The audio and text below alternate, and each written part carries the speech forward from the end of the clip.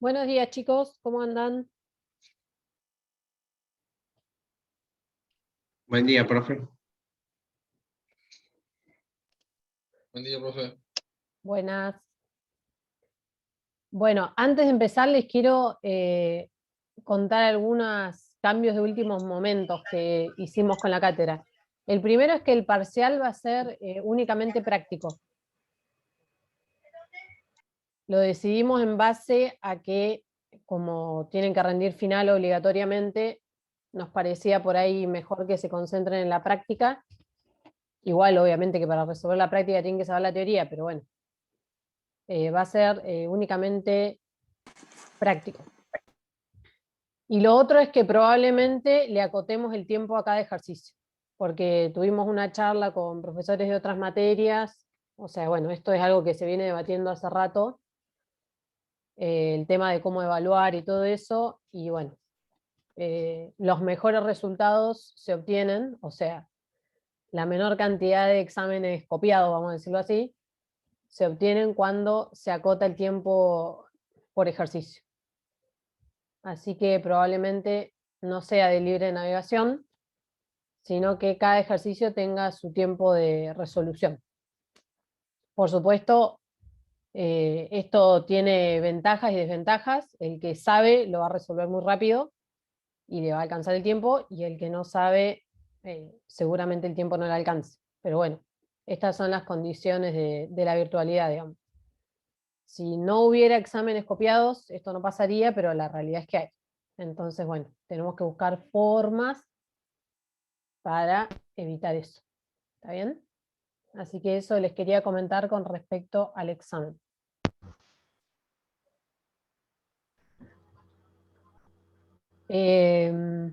Bueno, esperamos un minutito más y arrancamos con la unidad de hoy, que es la unidad 8, que la vamos a empezar hoy y terminar hoy, que es una unidad cortita.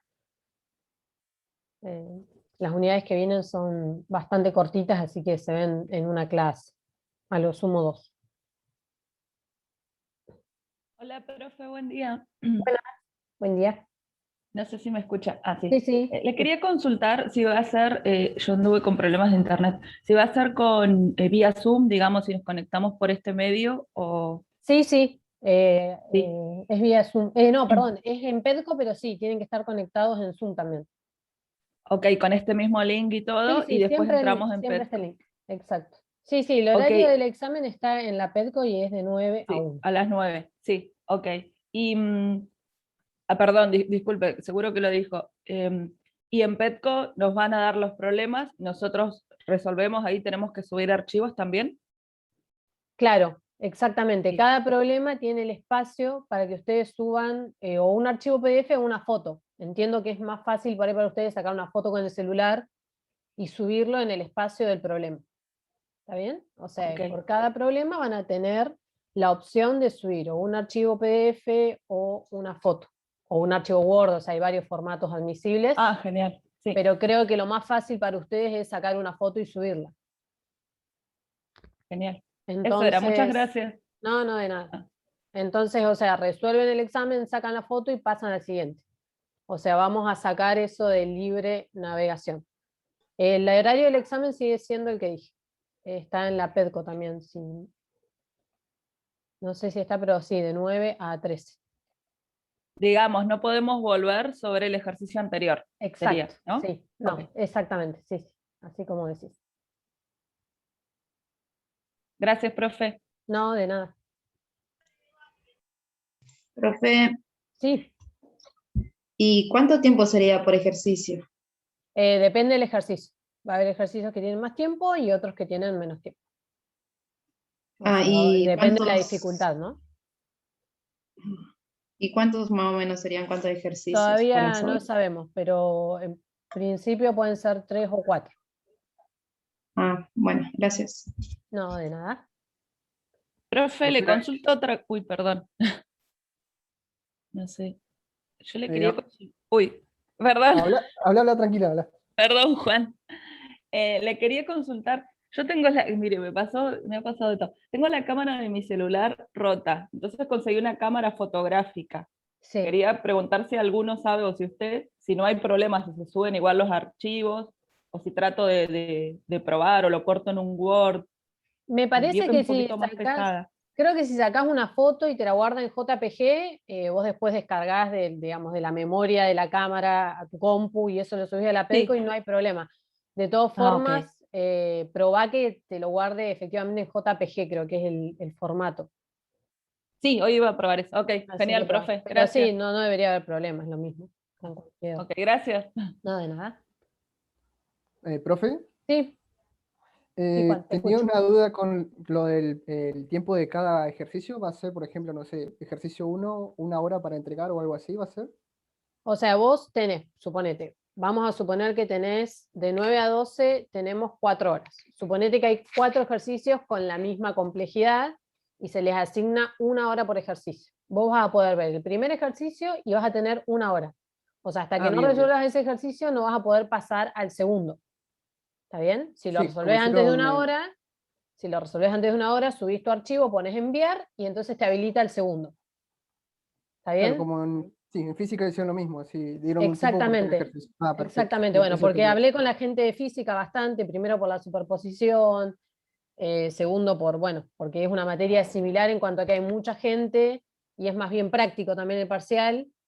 Y bueno, también hubo problemas de copiado y eso que nosotros nos excede. O sea, yo no voy a andar como policía viendo quién se copió y quién no. O sea, ya somos grandes, cada uno sabe. El año pasado fue un desastre. O sea, a mí sinceramente me daría vergüenza que lo que pasó el año pasado, que hubo muchas copias. Yo no sé sinceramente cómo piensan en copiarse, o sea, no, ya estamos en la universidad, digamos. Entonces, bueno, lamentablemente hay que tomar estas medidas. ¿Está bien? Perfecto, profe. Era eso. ¿Está bien? Gracias. No, de nada. Profe, Profe. una consulta, uy, perdón, Sí, con el tiempo. Por sí, ejemplo, nosotros resolvemos el primer ejercicio que es de 1 hora, lo resolvemos, no sé, en 40 minutos. ¿El sí. tiempo que resta se nos suma al otro ejercicio o no? ¿O se corta ahí y arranca el contador de cero? Me parece que arranca el contador de cero, Ok, porque en ese caso terminarías como antes, digamos, el examen. No es que se acumula, me parece. Profe, Sí, ¿todos los ejercicios los tenemos que resolver en una hoja y mandarlos o hay algunos que se responden en Petco? no, todos los tienen que resolver en una hoja y mandarlos, por lo cual les recomiendo tener una hoja aparte para cada uno de los ejercicios, porque es más fácil después para sacar la foto.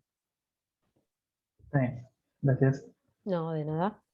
Profe, ¿y van a estar tipo ordenados el primer ejercicio tipo primer principio y ahí uno puede tocar entropía y luego exergía? No tienen un orden por unidad, digamos, porque aparte están mezclados. No es que hay un ejercicio de primer principio, otro ejercicio de segundo principio. Acordate que vimos que tanto exergía como segundo principio siempre tenemos que usar los balances combinados. O sea, no es que en uno vas a tener que aplicar segundo principio nada más. O sea, nunca son así los ejercicios. Ah, ok, o sea, por ejemplo, no es que a todos en el primer ejercicio no dan 1 hora, no, o sea, depende del ejercicio que te toque, vas a tener distinto tiempo Exactamente, que sí, el sí. otro que te tocó, otro Sí, sí, ejercicio. exactamente. Sí, sí. Profe, entonces, si cada ejercicio tiene 1 hora, en esa hora hay que alcanzar a subir la foto. Exactamente. Ujú, Ah, bien. exactamente. No, la cámara prendida no la tienen que tener porque, bueno, todos sabemos que hay gente que puede tener por ahí más. Yo, de hecho, no la prendo por eso, pero sí tienen que estar conectados en Zoom.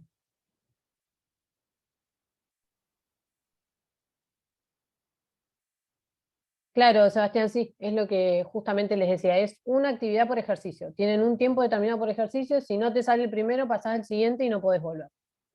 O sea, el uno te quedaría sin responder. profe, ¿vamos a tener algún resumen de fórmulas? O... En cada ejercicio, ¿cómo es? Si necesitan fórmulas, se las vamos a poner pegadas en el ejercicio. Ok, gracias. No, de nada. No, si terminás podés avanzar al siguiente. No, no tenés que esperar a que ese tiempo muerto, digamos. Vos pones enviar y enseguida te pasa al siguiente problema.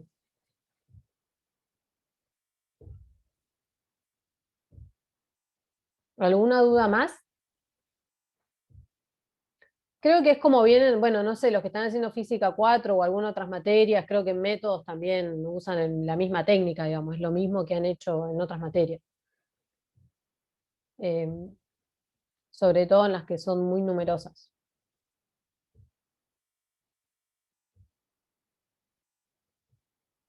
Bueno, vamos a arrancar entonces con la unidad 8, con la unidad de hoy. Profe, Sí. ¿no sabés si hoy van a hacer práctica para parcial o consulta aparte y eso? Sí, hoy van a hacer la práctica del parcial y me dijo Andrés que les había subido los ejercicios, ¿los vieron? Yo no entré, pero ayer me dijo Yo todavía no lo he justamente... visto, pero ahora lo voy a mirar. Ah, bueno, porque me dijo que... A ver. Exámenes parciales... No. Me dijo que les iba a subir ejercicios. Bueno, ya tienen en la unidad de exergía el que les subí yo. Que les dije rendimiento exergético y ejercicio. Ese es para ejercicios de segundo parcial tomados en 2020. Eso que le subió Andrés, que dice ejercicios de segundo parcial tomado en 2020, esos son los que va a resolver hoy. Porque nosotros el año pasado tomamos 3 parciales. Por eso es que les aparece segundo parcial. ¿Está bien? Están en la unidad 6. Está el ejercicio que yo les subí y esos ejercicios nuevos. Así que esos son los que van a resolver. Traten de hacerlos para hoy.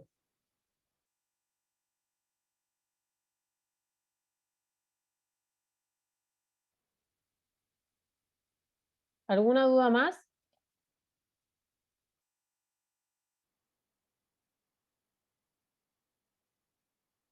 Bueno, entonces vamos a empezar con la unidad 8.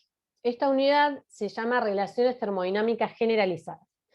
Y ya les advierto antes de empezar que esta unidad involucra mucha matemática, pero o sea, si bien es conceptual, por supuesto, tiene mucha matemática y muchos pasos matemáticos que, como les digo siempre, no nos interesa que sepan las demostraciones, ni mucho menos, pero sí nos interesa que sepan para qué lo estamos haciendo. ¿Está bien?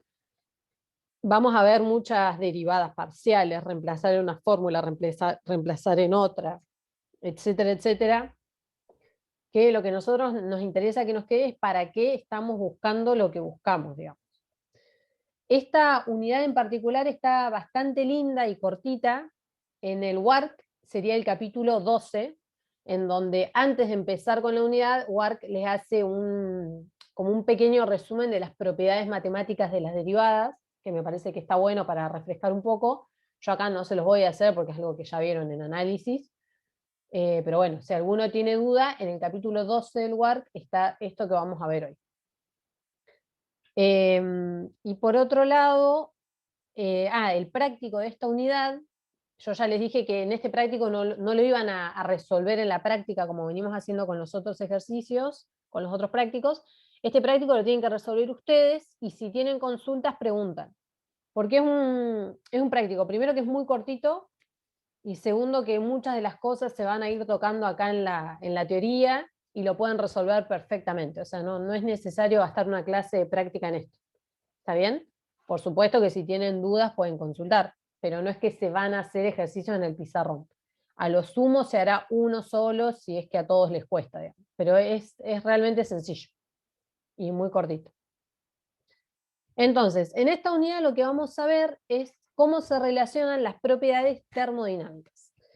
El objetivo va a ser expresar todas las variaciones de las propiedades más importantes en función de parámetros medibles. Que nosotros algo de esto ya hicimos. Si hacen memoria, nosotros cuando vimos la unidad 5b, que era la unidad de segundo principio, encontramos las ecuaciones de Gibbs, pero aplicamos el modelo de gas perfecto. Y entonces pudimos ver cómo analizar la variación de entropía, pero específicamente para una sustancia en particular que era para gases cuando tenían un comportamiento ideal. Entonces vamos a retomar eso. Nosotros, esperen que voy a ponerles el... Nosotros habíamos visto, esta filmina está tal cual como la vimos en la unidad 5E. Habíamos visto 3 formas de expresar de forma genérica, sin ningún modelo, 3 formas de escribir la entropía en función de parámetros medibles. Una era en función de T y B, la otra en función de T y P, y la otra en función de P y B. Si nosotros escribíamos la derivada exacta de esa función genérica, digamos, podíamos escribirlas de esta forma, ¿no? Cada una con las variaciones de las propiedades involucradas. Y a partir de eso obtuvimos las ecuaciones de Gibbs para gases ideales. Entonces, ahora vamos a obtener unas ecuaciones, pero para gases de comportamiento real y que son generales, o sea, son mucho más generales. No es que vamos a incorporar un modelo en particular. Nosotros habíamos expresado, bueno, como les dije, la entropía en función de 2 propiedades, y el problema de estas ecuaciones era que no conocíamos los términos que están entre paréntesis. ¿Está bien? Esto no sabíamos cómo calcularlo, ¿por qué? Porque la variación de entropía respecto de la temperatura no es algo que podamos ir y medir en el laboratorio. Entonces, como no conocíamos esas variaciones, no podíamos determinar la variación de entropía. Entonces, el objetivo va a ser encontrar justamente cómo podemos expresar estas derivadas parciales que tenemos entre paréntesis en función de propiedades medibles. Y lo que habíamos hecho para encontrar, por ejemplo, la primera ecuación de Gibbs, era derivar primer principio y segundo principio para un sistema cerrado que intercambiaba trabajo, expansión, compresión y calor, por lo que primer principio nos quedaba de esta forma, y segundo principio solo habíamos considerado que la entropía variaba por flujo de calor. ¿Por qué? Porque como esto era una función de estado, no nos importaba el camino, y entonces habíamos elegido el camino más fácil, que era un camino reversible. Si combinábamos estas expresiones y consideramos que el trabajo era de expansión-compresión, obteníamos esta ecuación diferencial.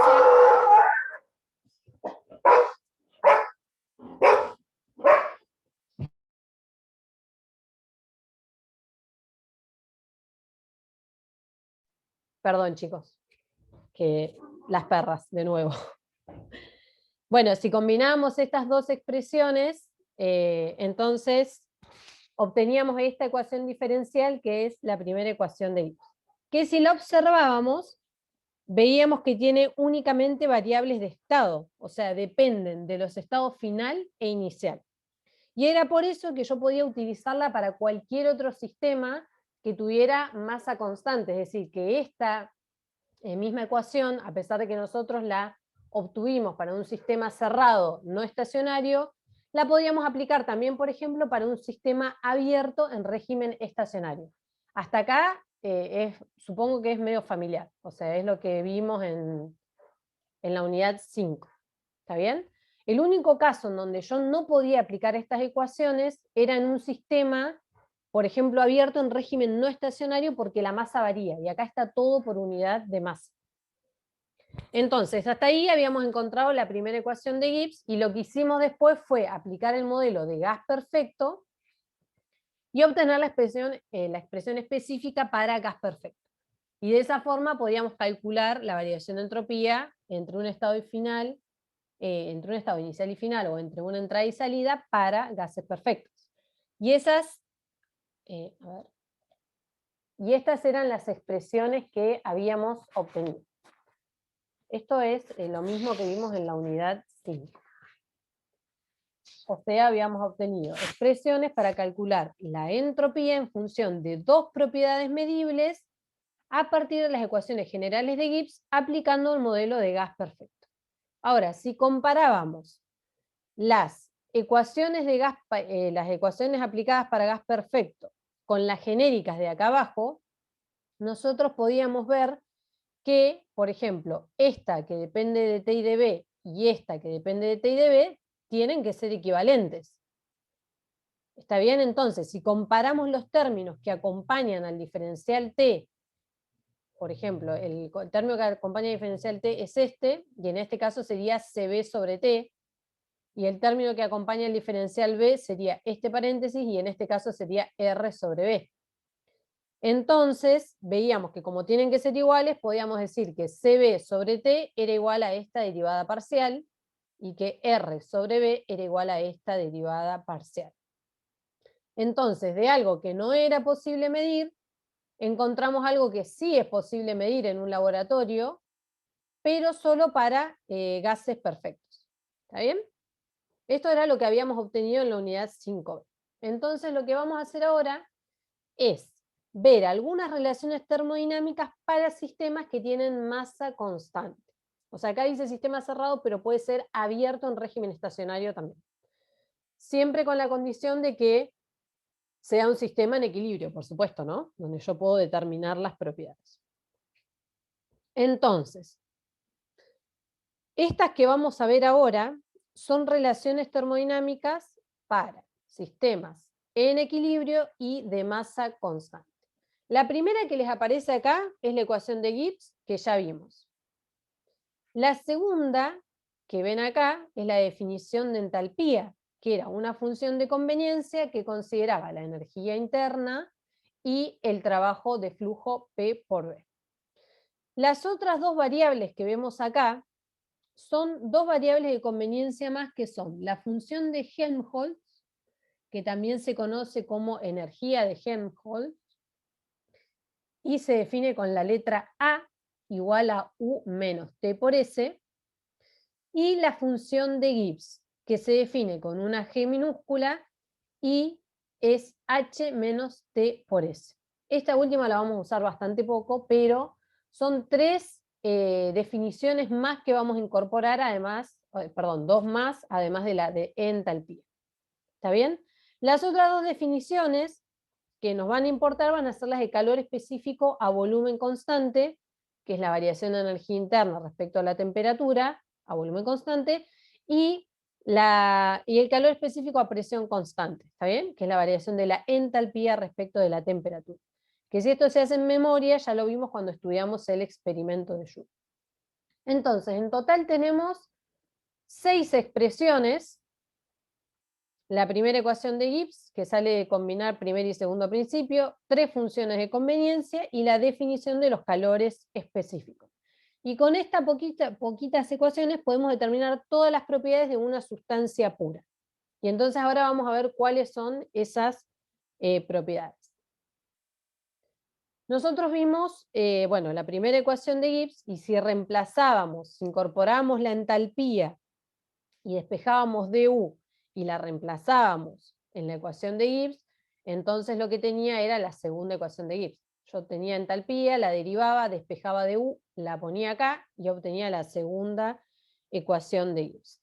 ¿Está bien? Estas dos ya la habíamos obtenido. Ahora vamos a ver cómo obtener la cuarta ecuación de Gibbs. La tercera también la podíamos obtener, ahora les digo cómo, pero vamos a pasar directamente a la cuarta. Son todas medio parecidas para obtener. Entonces, para obtener la cuarta expresión de Gibbs, que es esta, lo que hago es utilizar la definición que vimos recién de G minúscula, la derivo y despejo DH. Si ese DH lo reemplazo en la segunda ecuación de Gibbs y reordeno algebraicamente, voy a obtener lo que se conoce como la cuarta ecuación de Gibbs. ¿Está bien? Nosotros las 3 primeras ya la habíamos usado para averiguar la variación de entropía del gas perfecto.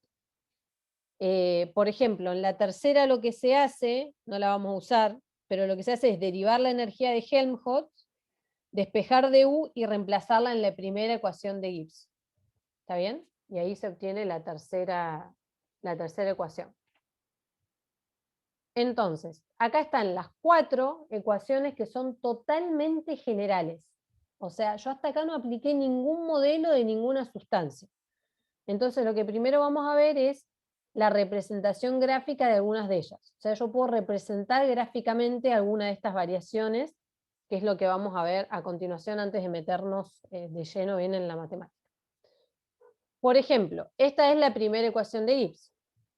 Si yo tengo un proceso isocoro, es decir, a volumen constante, entonces la ecuación de Gibbs me queda du igual a T por ds, ¿está bien? Este término me desaparece. Si yo integro entre un estado inicial y un estado final, voy a obtener esta expresión de la variación de energía interna. Es decir, que yo puedo dibujar una isocora en el diagrama entrópico, que es el TS, y puedo entonces encontrar la variación de energía interna entre esos dos estados, que ¿qué va a ser? Justamente el área bajo la curva cuando el proceso es isocoro, es decir, el área bajo la curva entre el estado 1 y el estado 2, debajo de la curva de volumen constante. ¿Está bien? Es decir, que para cualquier sustancia, porque acá no hay ningún modelo aplicado, yo puedo ver gráficamente la variación de energía interna en un proceso a volumen constante, que es esto que está acá. Ahora, si en cambio mi proceso ya no es isocoro, pero es isentrópico, entonces este término va a ser 0 y me va a quedar que du es igual a menos P de B. Es decir, que yo ahora voy a graficar en un diagrama PB, que es el de Clapeyron. Entonces voy a graficar una curva isentrópica, que es esta que ven acá roja, y entonces si yo integro entre los estados 1 y 2, voy a obtener que el área bajo la curva isentrópica va a ser la variación de energía interna. Y lo mismo puedo hacer con todas las ecuaciones de Gibbs y graficar en distintos diagramas las variaciones de la propiedad de interés considerando procesos específicos, isocoro, isentrópicos. Acá me quedó un error, es isentrópico o la propiedad que sea, ¿está bien? Por ejemplo, en el caso de la segunda ecuación de Gibbs, acá también está reemplazado, si tengo, por ejemplo, el proceso es a presión constante, es decir, isobaro, este término se me va a anular, y entonces puedo graficar en un diagrama entrópico, si yo integro entre los estados 1 y 2, la variación de entalpía ahora. ¿Está bien? Que es el área bajo la curva de la isobara, que está representada acá rayada. ¿Está bien? Y si el proceso es isentrópico, entonces ahora fíjense cómo me queda la ecuación. Esto se me hace 0 y me queda volumen, presión, pero ahora la variación de los puntos es sobre el eje de las ordenadas. ¿Está bien? O sea, P1, P2. O sea que lo voy a leer sobre el eje de las ordenadas, el área. ¿Está bien? Tenemos que ver bien dónde está el diferencial. Entonces, en el caso de la cuarta ecuación, también puedo encontrar gráficamente la variación de energía de Helmholtz, si el proceso es isocoro, dibujando una curva de volumen constante en el diagrama entrópico y grafico el delta A sobre el eje de las ordenadas. Y de forma análoga lo hago para un proceso isotermo. Yo acá no lo agregué, pero se puede hacer porque son todos prácticamente iguales, digamos, no tiene mucho sentido. Es para que ustedes vean, esto lo pueden hacer ustedes, cómo anulando, o sea, cómo eligiendo el tipo de proceso, uno puede ver gráficamente cómo son las variaciones. Entonces, ahora lo que vamos a ver es cómo se utilizan las ecuaciones de Gibbs para determinar variaciones que vamos a usar para encontrar las ecuaciones de Maxwell. O sea, vamos a usar las expresiones de Gibbs para encontrar las de Maxwell, y con las de Maxwell vamos a poder finalmente evaluar las variaciones de las propiedades en función de parámetros medibles. O sea, no tenemos que perder de vista que lo que buscamos es eso. Variaciones de propiedades no medibles, como son energía interna, entalpía y entropía, en función de parámetros medibles, temperatura, presión y volumen para cualquier sustancia. O sea, para sustancias que se comportan, por ejemplo, los gases reales. O sea, sin aplicar los modelos. Entonces, si yo tomo, por ejemplo, la primera ecuación de Gibbs, nosotros vemos que esta ecuación depende de S y de B. O sea, los diferenciales son de S y de B. Es decir, que yo podría escribirla, así como hicimos con la entropía, podría escribirla como una función que depende de dos variables, S y B. Y si yo quiero derivarla, es decir, encontrar el diferencial exacto, entonces, como depende de las dos variables, el diferencial exacto de la energía interna lo puedo escribir como la derivada parcial de la energía interna respecto a la entropía, manteniendo B constante, diferencial S, más la derivada parcial de la energía interna respecto al volumen, a entropía constante por diferencial B. Esto es algo matemático, digamos, ¿no? Para cualquier función que dependa esto podríamos llamar Z, que dependa de X e Y, se va a cumplir esto. ¿Está bien? En este caso lo hicimos específicamente para la energía interna. Entonces, si yo ahora comparo esta expresión con esta expresión, que son equivalentes, entonces puedo decir que T es igual a lo que T acompaña el diferencial de entropía. O sea que T debería ser igual a esto, porque estas dos expresiones son iguales. Y menos P debería ser igual a esto, que es lo que yo escribí acá a la derecha. ¿Está bien? Esto que parece que no sirve hasta el momento, pero es el camino para obtener lo que dice acá arriba. Que dice que a partir de las ecuaciones de Gibbs pueden obtenerse relaciones entre propiedades termodinámicas en función de parámetros medibles. Por ejemplo, acá, esto que es imposible medir prácticamente en laboratorio, vemos que es igual a la temperatura, que es fácilmente medible con un termómetro. Y esto lo podemos medir fácilmente conociendo la presión, que se mide con un manómetro. Entonces, lo mismo que hicimos acá, con la primera ecuación de Gibbs, se hace con la segunda, la tercera y la cuarta. Es decir, si yo escribo el diferencial H exacto en función de la entropía y la presión, entonces puedo escribir algo similar a esto y comparar con esta ecuación. Y lo que voy a obtener son estas expresiones que vemos a la derecha para cada una de estas ecuaciones. ¿Está bien? O sea, obtendríamos esto. Por ejemplo, que la variación de entalpía respecto de la entropía, presión constante es igual a T. Bueno, acá la variación de entalpía respecto de la presión, entropía constante es igual a C, y así con todas.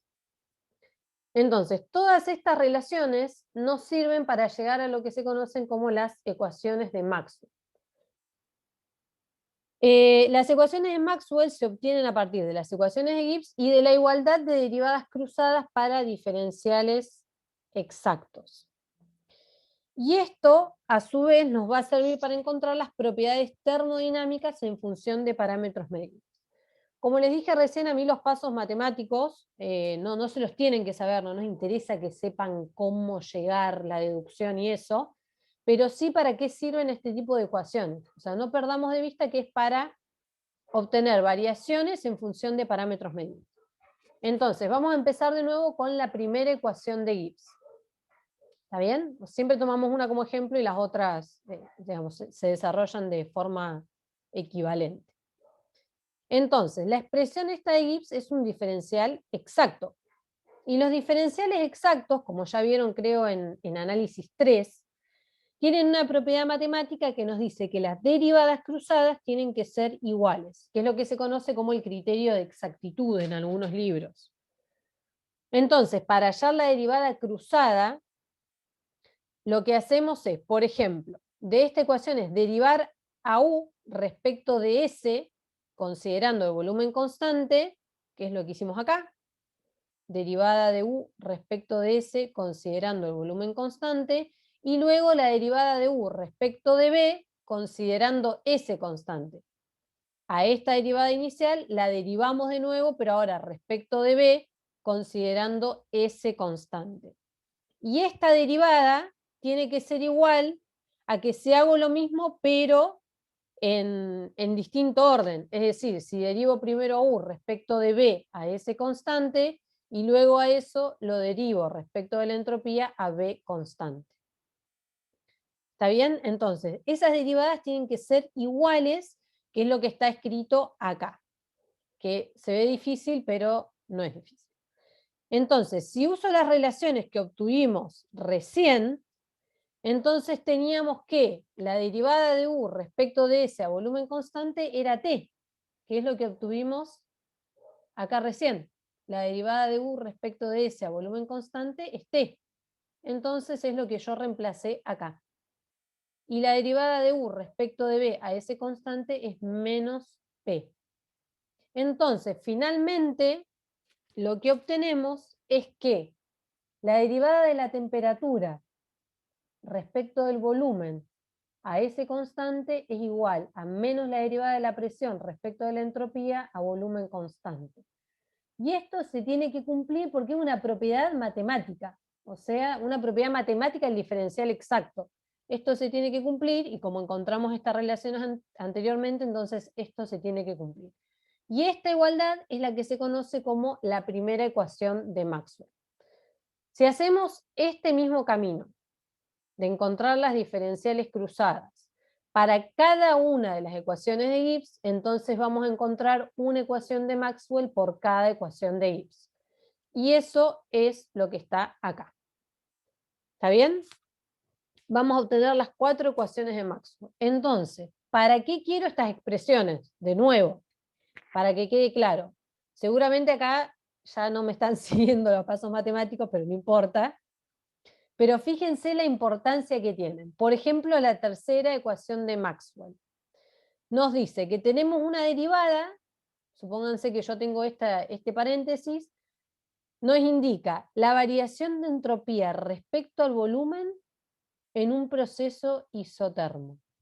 ¿Cómo mido eso? No sé, la verdad no tengo idea cómo es para medir eso. O sea, la entropía, medirla respecto al cambio de entropía, respecto al cambio de volumen cuando la temperatura es constante. No sé, porque la verdad que la entropía no es directamente medible. ¿Podría medir la variación de volumen? Sí. ¿Podría medir la temperatura? Sí. Pero la entropía no es directamente medible. Entonces, gracias a estas ecuaciones de Maxwell, esto me permite calcular esta variación midiendo variaciones de presión, que se miden fácilmente en un laboratorio, midiendo variaciones de temperatura a volumen constante. Por ejemplo, en un recipiente rígido, en donde el volumen es constante, y solo necesito un manómetro y un termómetro para evaluar las variaciones de P y T. ¿Está bien? Es decir, que esto que era muy complicado de medir, ahora es fácilmente medible en un proceso a volumen constante. ¿Está bien? Esto me indica cómo varía la entropía respecto al volumen en un proceso isotermo, utilizando un proceso isocor. Para eso es que son tan importantes estas expresiones de Maxwell.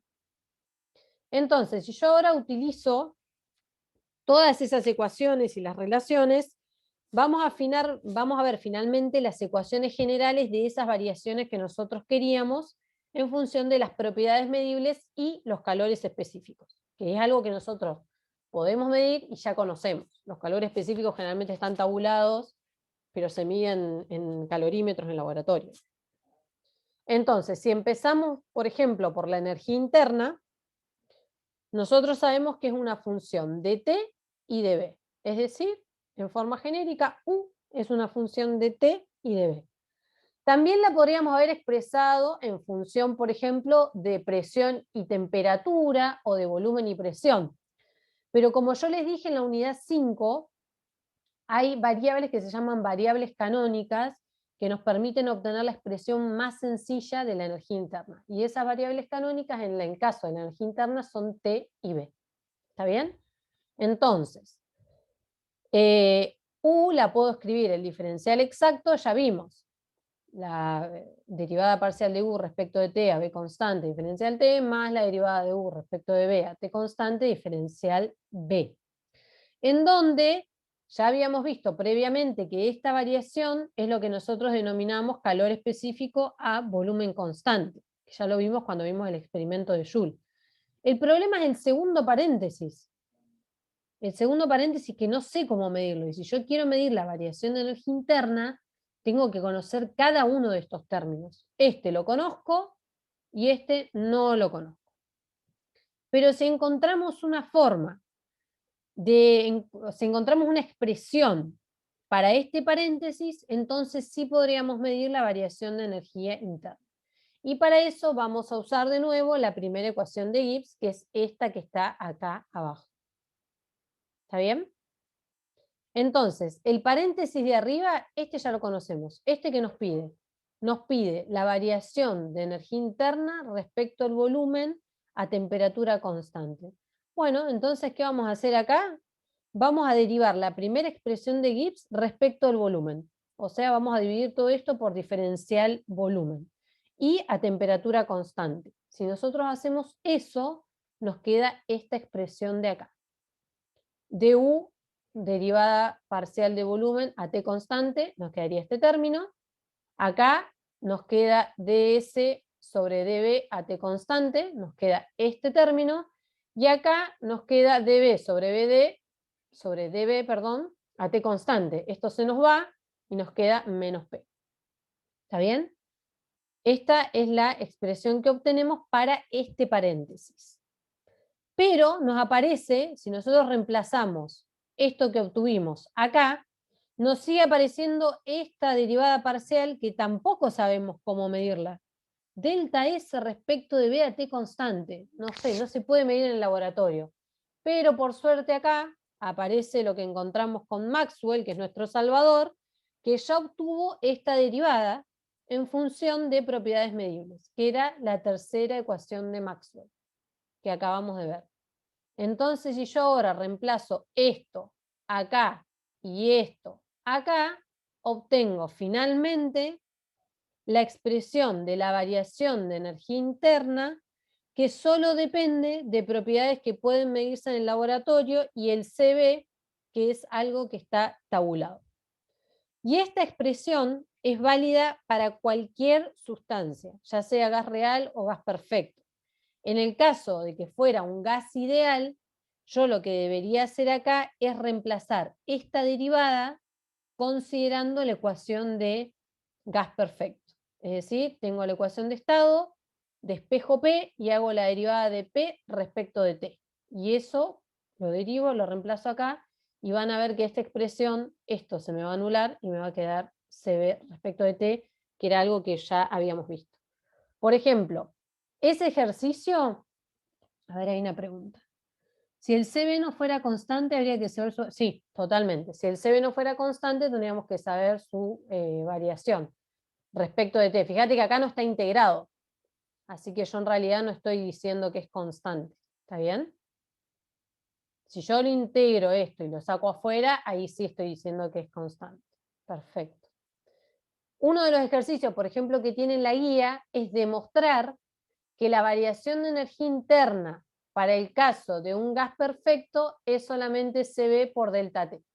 Es decir, que ustedes tienen que partir de esta expresión y junto con la ecuación de estado llegar a que este segundo término se anule. Eso anótenselo porque es uno de los ejercicios de la guía, que es bastante sencillo. Entonces, de la misma forma que obtuve la variación de energía interna en función de propiedades medibles para una sustancia cualquiera que no necesariamente es un gas ideal, puedo obtener el resto de las propiedades.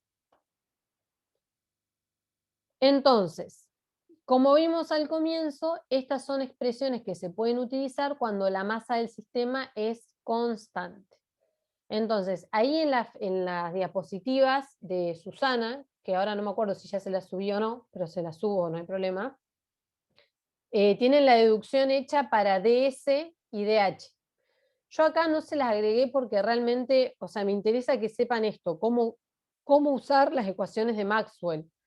Yo no quiero que se sepan todos los pasos matemáticos, ni esto tampoco se lo tienen que saber de memoria, pero sí quiero que sepan que nosotros a partir de expresiones genéricas, utilizando las propiedades de las derivadas, podemos encontrar cómo calcular las variaciones de propiedades no medibles en funciones de propiedades medibles.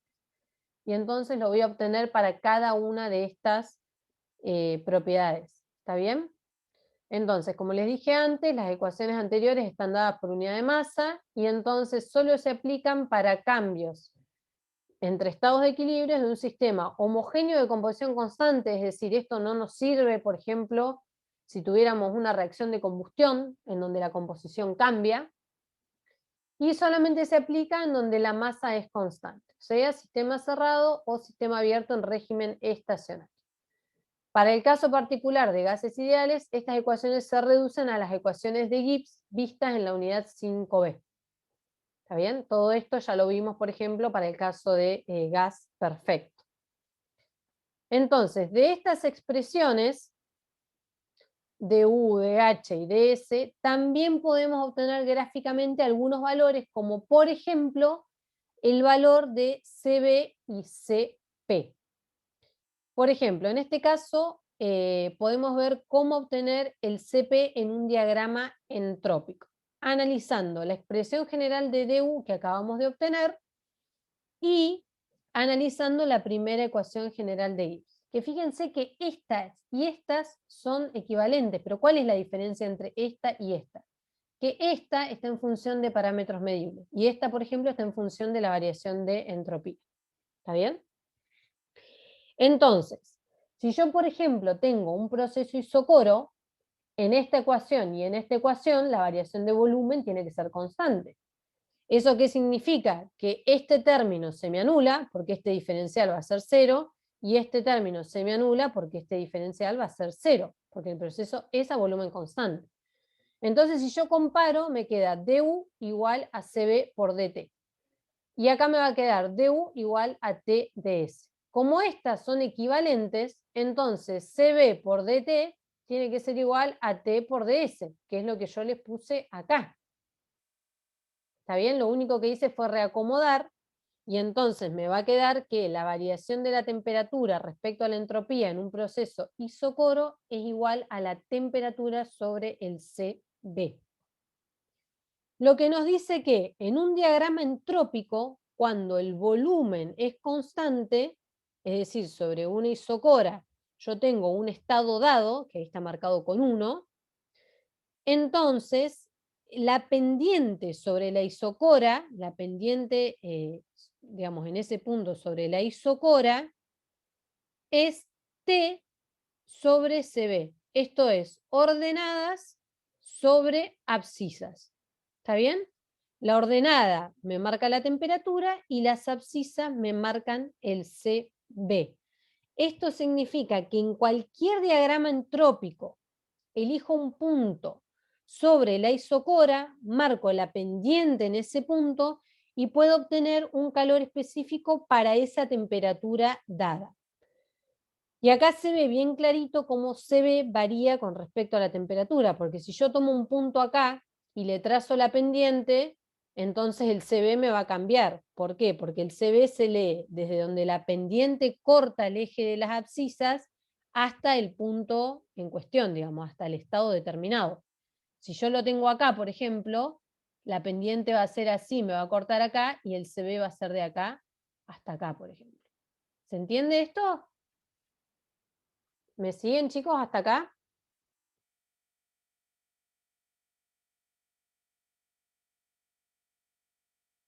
¿Sí? ¿No? ¿Alguno que me... Sí, profe.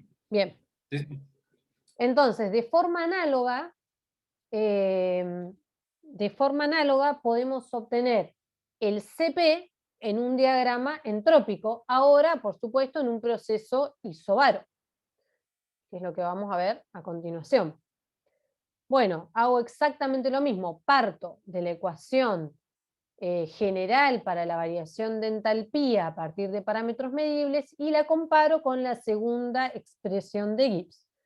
Si yo tengo un proceso a P constante, entonces este término se me anula, este término se me anula, y obtengo que la variación de entalpía es igual a Cp por delta T, y en esta ecuación que la variación de entalpía es T por ds.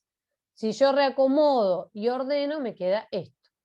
Es decir, que en un diagrama entrópico, si yo tengo una isobara y tengo un estado determinado, si trazo la pendiente, puedo encontrar que la distancia del punto en las ordenadas al origen, en la ordenada, en el eje de las ordenadas es la temperatura, y en las abscisas va a ser Cp. ¿Está bien? Es exactamente lo mismo. Acuérdense, yo no sé si lo hice muy bien, pero acuérdense siempre que en un diagrama entrópico, si yo tengo un punto dado y por ese punto me pasa una isobara y una isocora, ¿cuál tenía mayor pendiente? La isocora. Exactamente, la isocora. La isocora tiene mayor pendiente que la isobara. Y eso nos va a traer una consecuencia, que es lo que vamos a ver ahora. Si yo ahora, en un diagrama TS, grafico un punto, como les dije recién, y grafico la isocora y la isobara que pasan por ese punto 1, debido a la diferencia de las pendientes, podemos ver que el Cp va a ser siempre más grande que el CB. Y hasta ahí es algo general para cualquier gas. Ahora, si ese gas, pero yo acá le marqué, la pendiente en verde es la pendiente que pasa por ese punto, pero con respecto a la isocora, que es esta que está acá. Entonces, desde donde corta esa recta de pendiente hasta el punto va a ser el CB. Ahora, la recta punteada roja me marca la pendiente que pasa por ese punto, pero con respecto a la isobara. Y donde me corta esa pendiente, el punto donde me corta la ordenada de esa pendiente con respecto al estado que estoy analizando es el CP.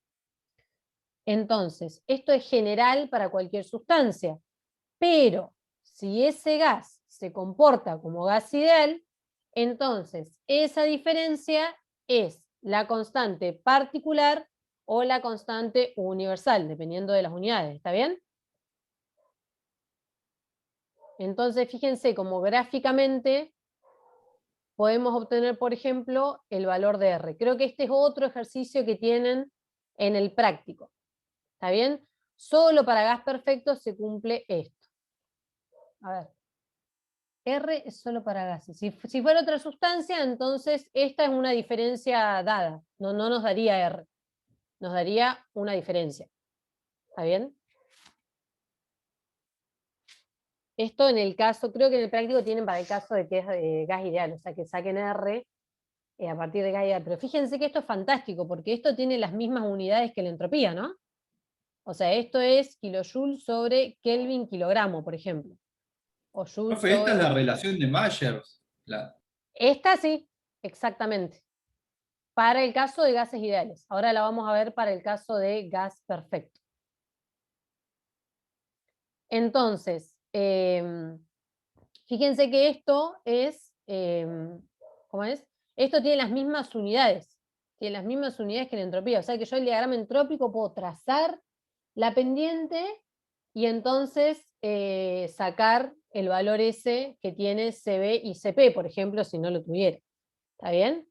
Entonces, ahora vamos a ver qué pasa cuando son gases reales.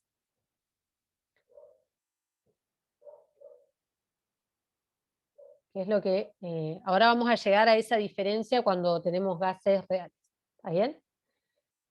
Entonces, nosotros sabemos que estos dos calores específicos dependen de la temperatura. Pero además, sabemos que CB varía con el volumen y CP varía con la presión. O sea, nosotros podemos escribir en forma genérica esto que está acá. ¿Está bien? Entonces, nosotros ahora queremos analizar esta variación. Es decir, cómo depende CB del volumen y cómo depende CP de la presión. Y de la temperatura, ¿no? Que los dos dependen de la temperatura. Entonces lo que vamos a hacer es partir de las expresiones de la entropía que acabamos de ver y aplicar la propiedad de que las derivadas cruzadas son iguales, por ser un diferencial exacto. Eso es una propiedad matemática. Si un diferencial es exacto, entonces se cumple la prueba de exactitud de sus derivadas cruzadas. Eso es algo matemático, ¿está bien? Si hacemos esa cuenta con estas dos expresiones, nos quedan estas dos expresiones que están acá abajo. ¿Y qué me dicen estas expresiones de acá? ¿Cómo varía el CB respecto del volumen cuando la temperatura es constante? Para lo que puedo evaluar, o sea, esto lo puedo evaluar en función de parámetros medibles, que es lo que siempre buscamos. Y lo mismo para el caso del CP. Nosotros ya sabíamos que dependían de la temperatura, pero bueno, a ver ahora cómo depende del volumen si la temperatura es constante.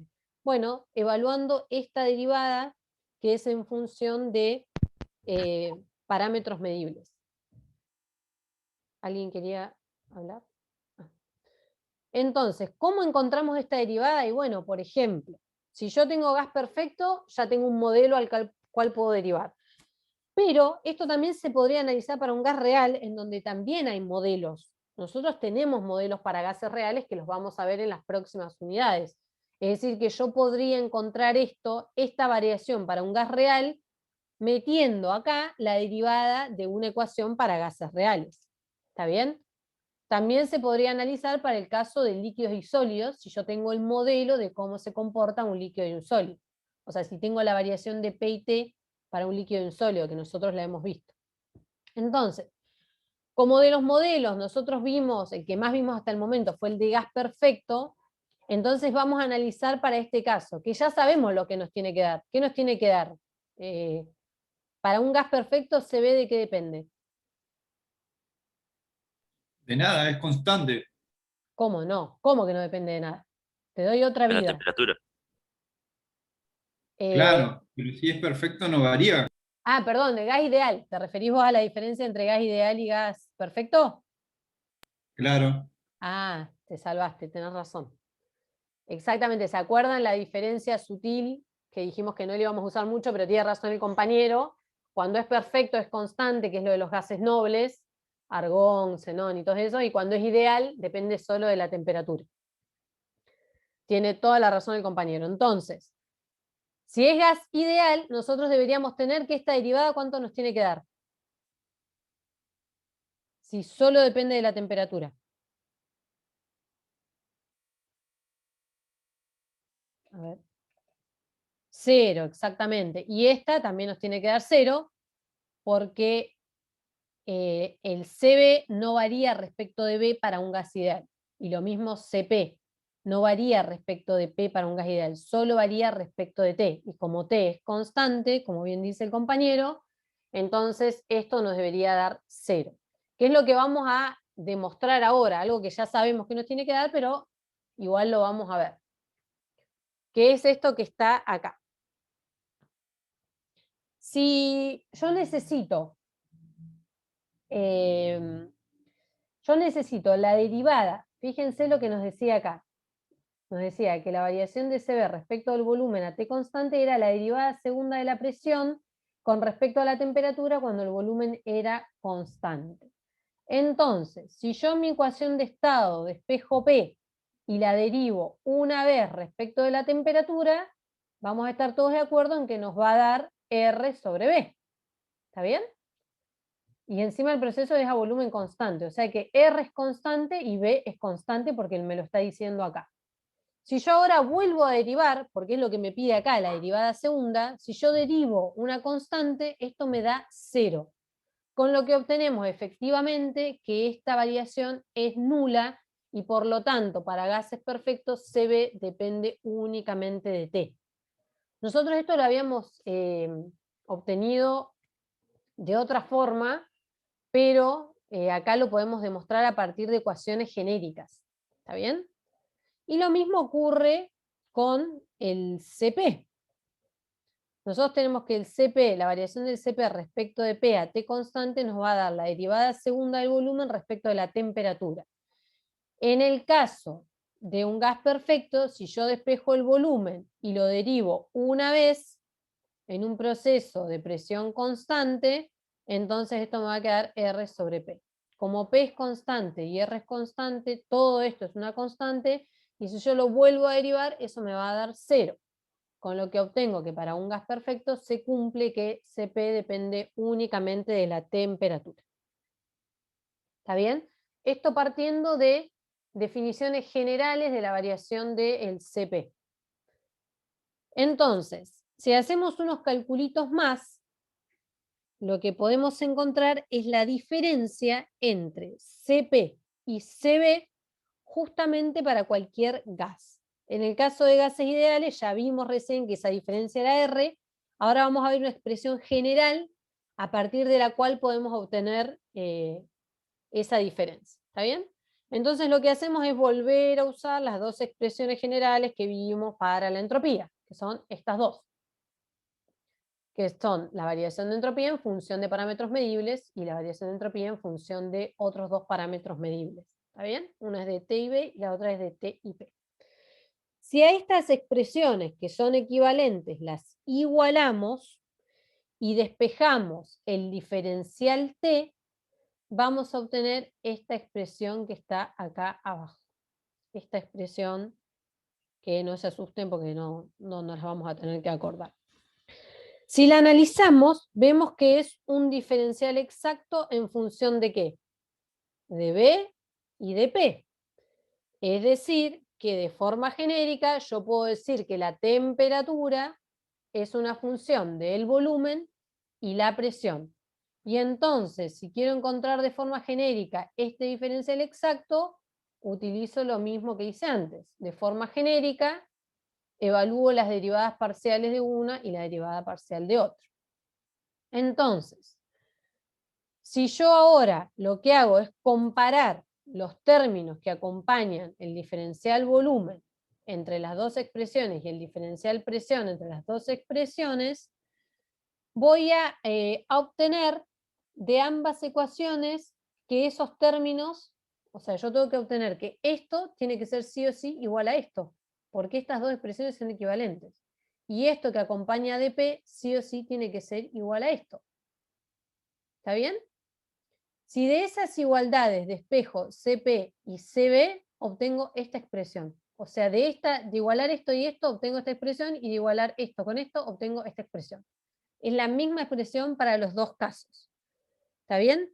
Lo que me dice esta expresión, que la diferencia del CP con el CB, por ejemplo, para un gas real, también la puedo medir en función de parámetros medibles. ¿Está bien? Todo en función de parámetros medibles, conociendo estas derivadas parciales que están acá, que son fácilmente medibles, por ejemplo, en un laboratorio. Entonces, vamos a ir un poquito más. Vamos a darle la última vuelta a esto.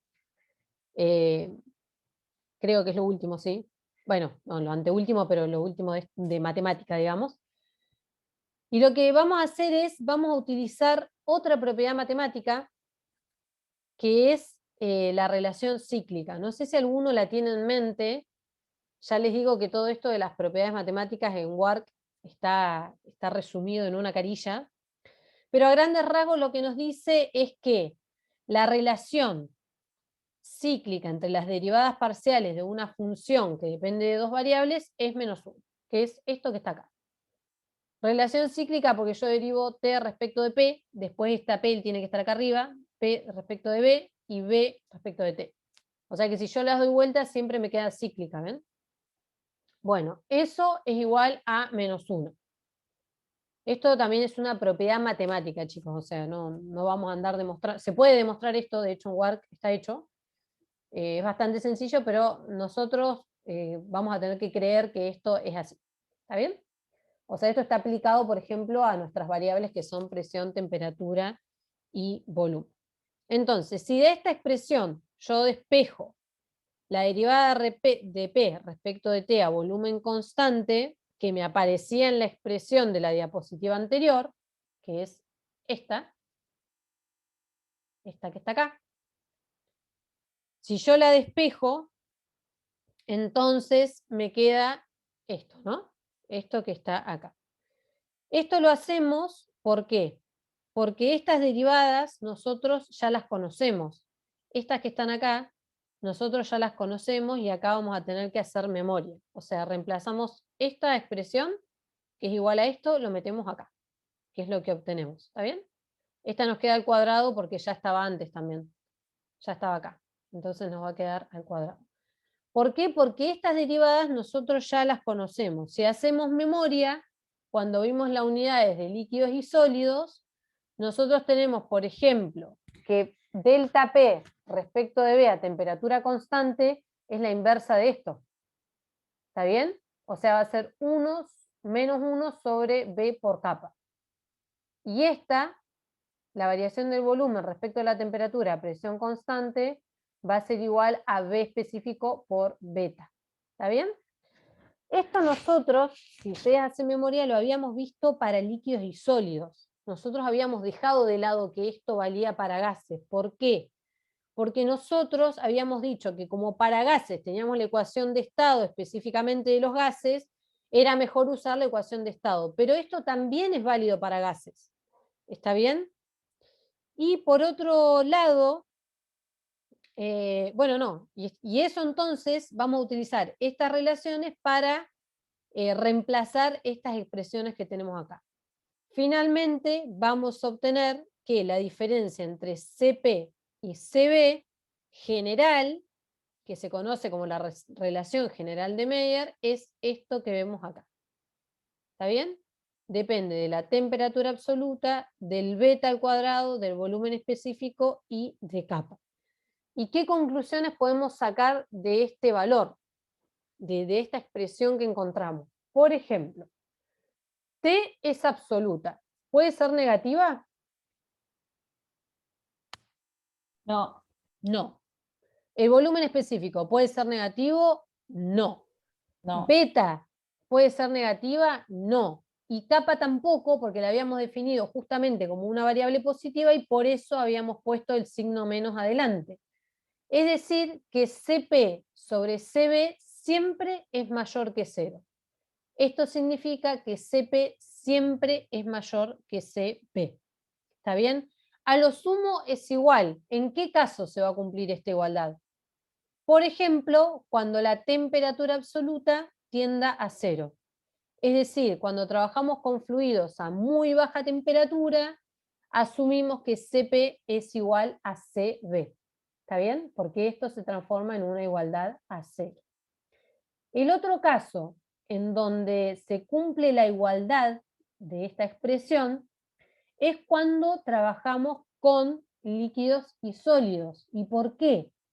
Porque nosotros cuando vimos beta y kappa, vimos que eran valores muy chiquitos, del orden de 10 a la menos 3. Y encima beta está al cuadrado. ¿Está bien? Y kappa también es muy pequeño y el volumen específico también puede ser muy pequeño, por ejemplo, en el caso de los líquidos. Entonces, en el caso de las sustancias incompresibles, es el otro caso en donde se cumple la igualdad y CP menos CB es igual a 0 o tiende a 0 y por lo tanto son iguales. ¿Está bien? Si tenemos un CB, ¿cómo debería ser esta diferencia? Ya lo vimos recién en un gráfico entrópico. ¿Está bien? Entonces, esto también lo pueden obtener, que la diferencia para gas perfecto lo pueden obtener si, por ejemplo, acá reemplazan las derivadas de estas con la ecuación de estado, entonces tienen que obtener que CP menos CB es igual a R. Que este es otro ejercicio que les pide en la guía, me parece. Que demuestren que para un gas perfecto CP menos CB es igual a R. Bueno, tienen que derivar la ecuación de estado como les indica acá y reemplazar. ¿Está bien? Entonces, nada de estas demostraciones, chicos, se las tienen que acordar de memoria, pero sí tenemos que saber que podemos encontrar la variación de esas propiedades en función de parámetros o propiedades, vamos a decir así, que se miden en laboratorio. Cuando nosotros ahora veamos otros modelos, además del de gas perfecto, el de líquidos y sólidos, entonces vamos a poder encontrar esas variaciones fácilmente. El práctico 8 es todo de reemplazar y demuestre que CP menos CB te da tal cosa.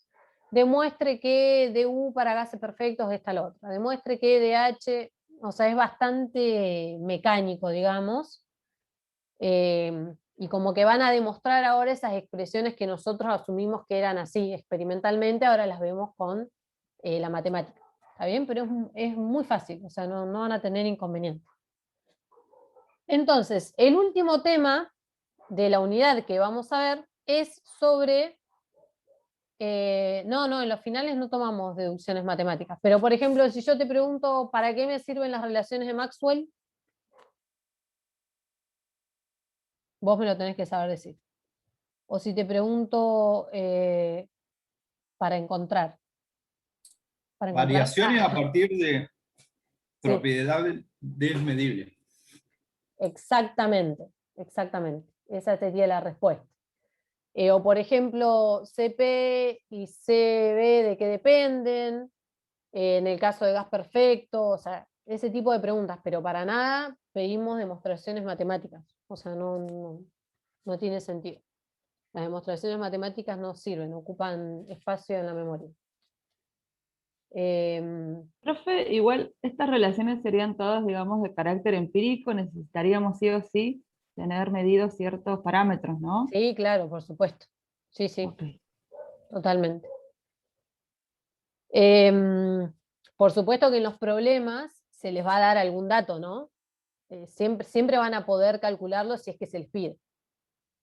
Por supuesto que sí. Por ejemplo, acá o van a tener beta y van a poder despejar el volumen específico, o sea, Esto, si nosotros le pidiéramos esta diferencia, primero que le daríamos la ecuación y segundo que podrían calcularla. Digamos. Entonces, el último tema de esta unidad es el coeficiente de Joule-Thomson, que es algo muy importante y que solemos preguntar en el final y pocas veces los alumnos nos lo responden. Digamos. Entonces, es algo muy importante, sobre todo a nivel industrial. ¿Por qué? Porque este coeficiente nos permite analizar qué sucede con la temperatura de un fluido en un proceso de estrangulamiento. ¿Cuál es el dispositivo que utilizamos para estrangular un fluido que venimos viendo hasta el momento? Válvula. Exactamente, la válvula. Que la válvula, digamos, podemos entenderla como un fluido que atraviesa un tapón poroso, vamos a decirlo así, que estrangula el fluido, y entonces hace que a la salida la presión siempre caiga. Es decir, que en este esquema que tenemos acá, P2 siempre es menor que P1. En un estrangulamiento siempre hay una caída de presión. ¿Está bien? Entonces, si nosotros aplicamos primer principio a la válvula, ¿cómo la modelábamos?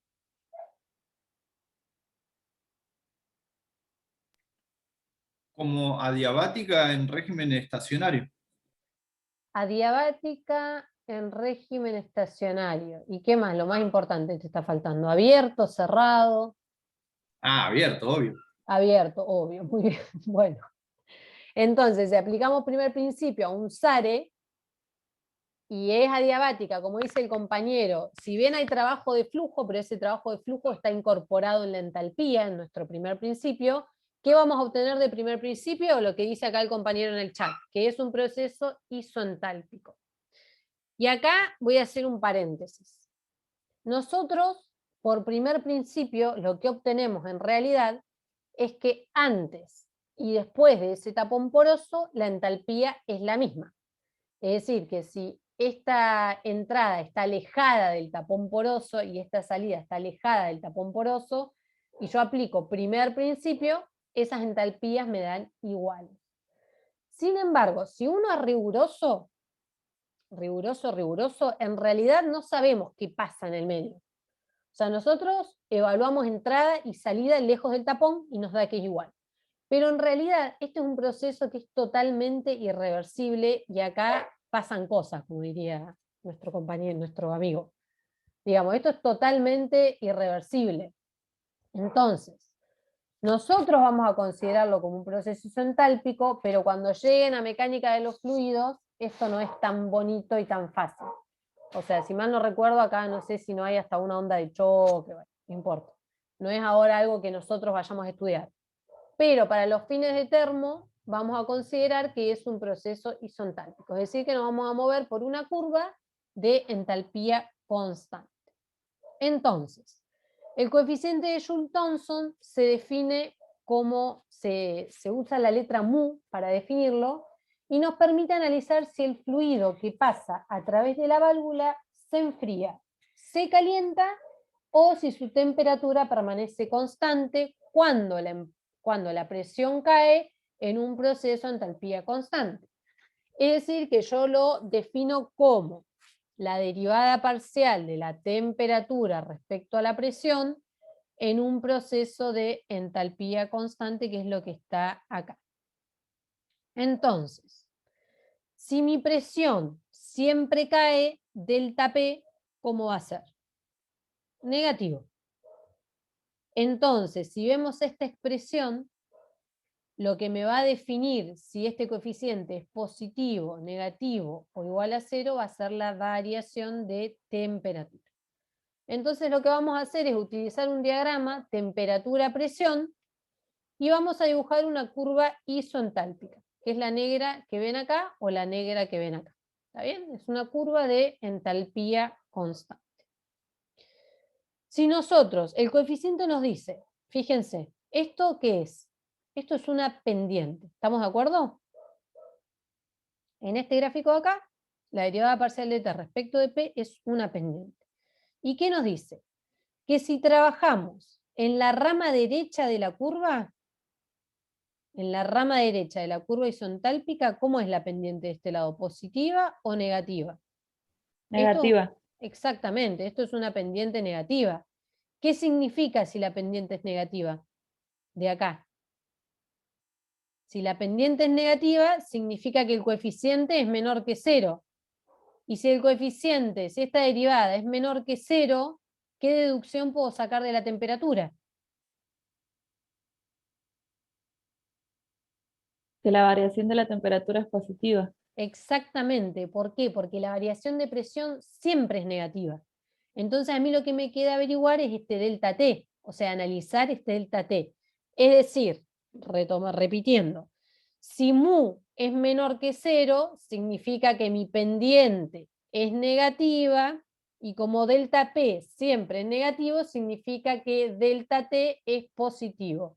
Es decir, que si mis estados 1 y 2 están en la rama derecha de la curva isentálpica, entonces la temperatura va a aumentar en mi proceso de estrangulamiento. Y esto lo veo directamente del gráfico. Fíjense, acá tengo el estado 1, en el estado 2 la presión siempre tiene que caer. Vamos bien. Y como vamos por una isentálpica y en este lado la pendiente es negativa, entonces la temperatura me tiene que ir aumentando. Es decir, que si yo dejo fijo mi estado de entrada y voy variando el estado de salida, hasta este punto máximo de la isentálpica, la temperatura me va a aumentar. ¿Está bien? Si yo ahora, en cambio, estoy en la rama izquierda de la isentálpica, en un punto inicial definido, por ejemplo, este punto 1, y el estado final, como tiene que estar de una presión menor, tiene que estar hacia la izquierda aún más de este punto de entrada, y por la forma de la pendiente de la isentálpica, que es positiva, vamos a ver qué pasa con la temperatura respecto de este punto. Si T1 es acá, T2 es menor. ¿Está bien? Eso significa que en esta rama el coeficiente de Joule-Thomson es positivo. ¿Por qué? Porque tanto la presión como la temperatura caen. Entonces negativo con negativo se me hace positivo. ¿Qué pasa si nosotros trabajamos en un entorno en el máximo de la curva, de la isentálpica? Bueno, acá vemos que la pendiente es nula y por lo tanto el mu va a ser igual a 0. ¿Qué significa? Que la diferencia de temperatura es igual a 0 y por lo tanto la temperatura permanece constante. ¿Se entiende? Es bastante sencillo ver esto. Se ve muy claro en el gráfico. Acá están dibujadas las 3 pendientes, digamos, de las 3 regiones de la isentálpica. ¿De esto alguna pregunta? Bueno. Entonces, si esto mismo, ustedes lo pueden graficar con ResProp. Vieron que yo les dije que había una función de ResProp que dejaba hacer gráficos. Bueno, entonces, si lo hacen con ResProp, esto es para el dióxido de carbono, les quedaría en un gráfico temperatura, presión, algo así. Todas estas son isentálpicas. ¿Está bien? Esta es de 590, esta es de 490 y esta es de 390. O sea, va disminuyendo para abajo. Crecen hacia arriba. La línea violeta que ven acá, ¿se acuerdan qué indicaba cuando vimos las superficies tridimensionales en el diagrama temperatura, presión, cómo se veían los estados de equilibrio? ¿Se acuerdan que vimos para una sustancia que se contrae, para una que se comprime? No sé si se van a acordar, pero es importante que sepan que la campana no se ve como campana. Claro, es el equilibrio, profe. Claro, exactamente. Esta curva violeta que ven acá representa la curva de equilibrio líquido-vapor, en donde en el extremo, si recuerdan, teníamos el punto crítico de la sustancia, y en el otro extremo íbamos a tener el punto triple, donde confluían los 3 estados. ¿Está bien? Entonces, si observamos las isentálpicas, vamos a ver que los puntos, estos negros que marqué, indican el punto máximo. ¿Está bien? La parte superior de cada una de esas curvas isentálpicas. ¿Qué significa esto? Que en estos puntos se produce el cambio del coeficiente de Joule-Thomson, como acabamos de ver. De un lado la pendiente es positiva y del otro lado la pendiente es negativa. Es decir, que si yo uno con una curva todos estos puntos, voy a encontrar lo que se llama la curva de inversión. ¿Está bien? Y sobre esa curva, mu vale 0. A la izquierda el coeficiente es mayor que 0 y a la derecha es menor que 0 porque la pendiente es negativa. Lo que significa que del lado derecho, la temperatura aumenta durante el estrangulamiento. ¿Está bien? Entonces, bueno, acá se ve en la tabla, ahora lo vamos a ver bien, pero cualquier fluido que estemos estrangulando entre un estado 1 y una salida 2 a la derecha de la curva de inversión del fluido, a la curva de la derecha de inversión, entonces el fluido se enfría.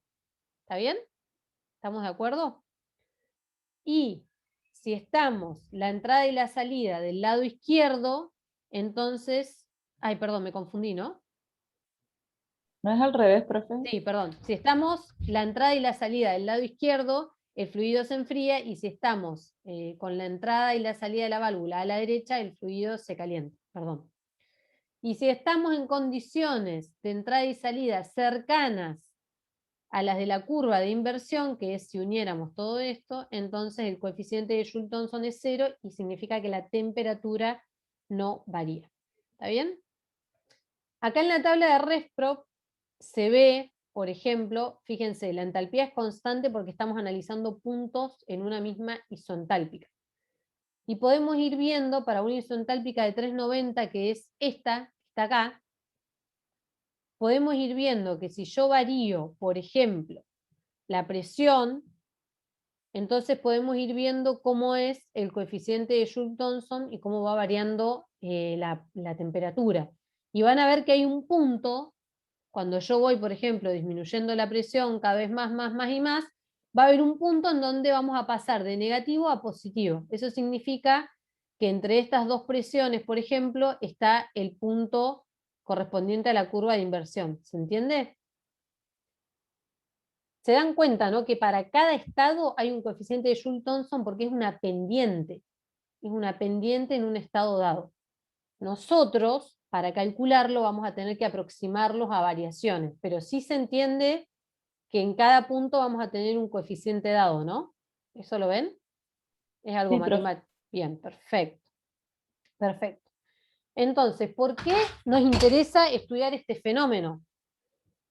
Porque si ustedes prestan atención, nosotros, gracias a digamos, a esta variación entre la temperatura y la presión, podemos enfriar o calentar un fluido sin consumir ni trabajo ni calor. O sea, esto es fantástico, digamos, porque es simplemente estrangulando un fluido.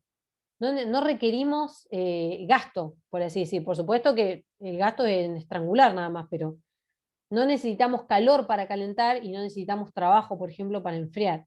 Y esto se utiliza mucho, las válvulas se utilizan mucho en los que son los sistemas frigoríficos, en donde una válvula se utiliza, ya vamos a ver cuando veamos la unidad de ciclos de refrigeración, pero se utiliza mucho, por ejemplo, para enfriar el fluido e incluso cambiarlo de fase, es decir, sin trabajo y sin calor, podemos pasar de un estado de alta presión hasta un estado de baja presión e incluso cambiar de fase la sustancia, ¿está bien?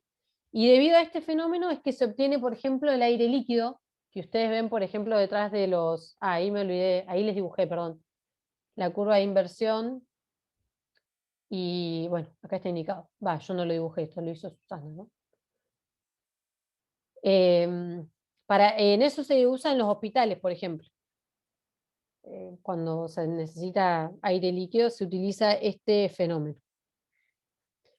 Bueno, este es otro diagrama, pero ahora vamos a analizar el diagrama entrópico, en donde también se puede ver el coeficiente de Joule-Thomson.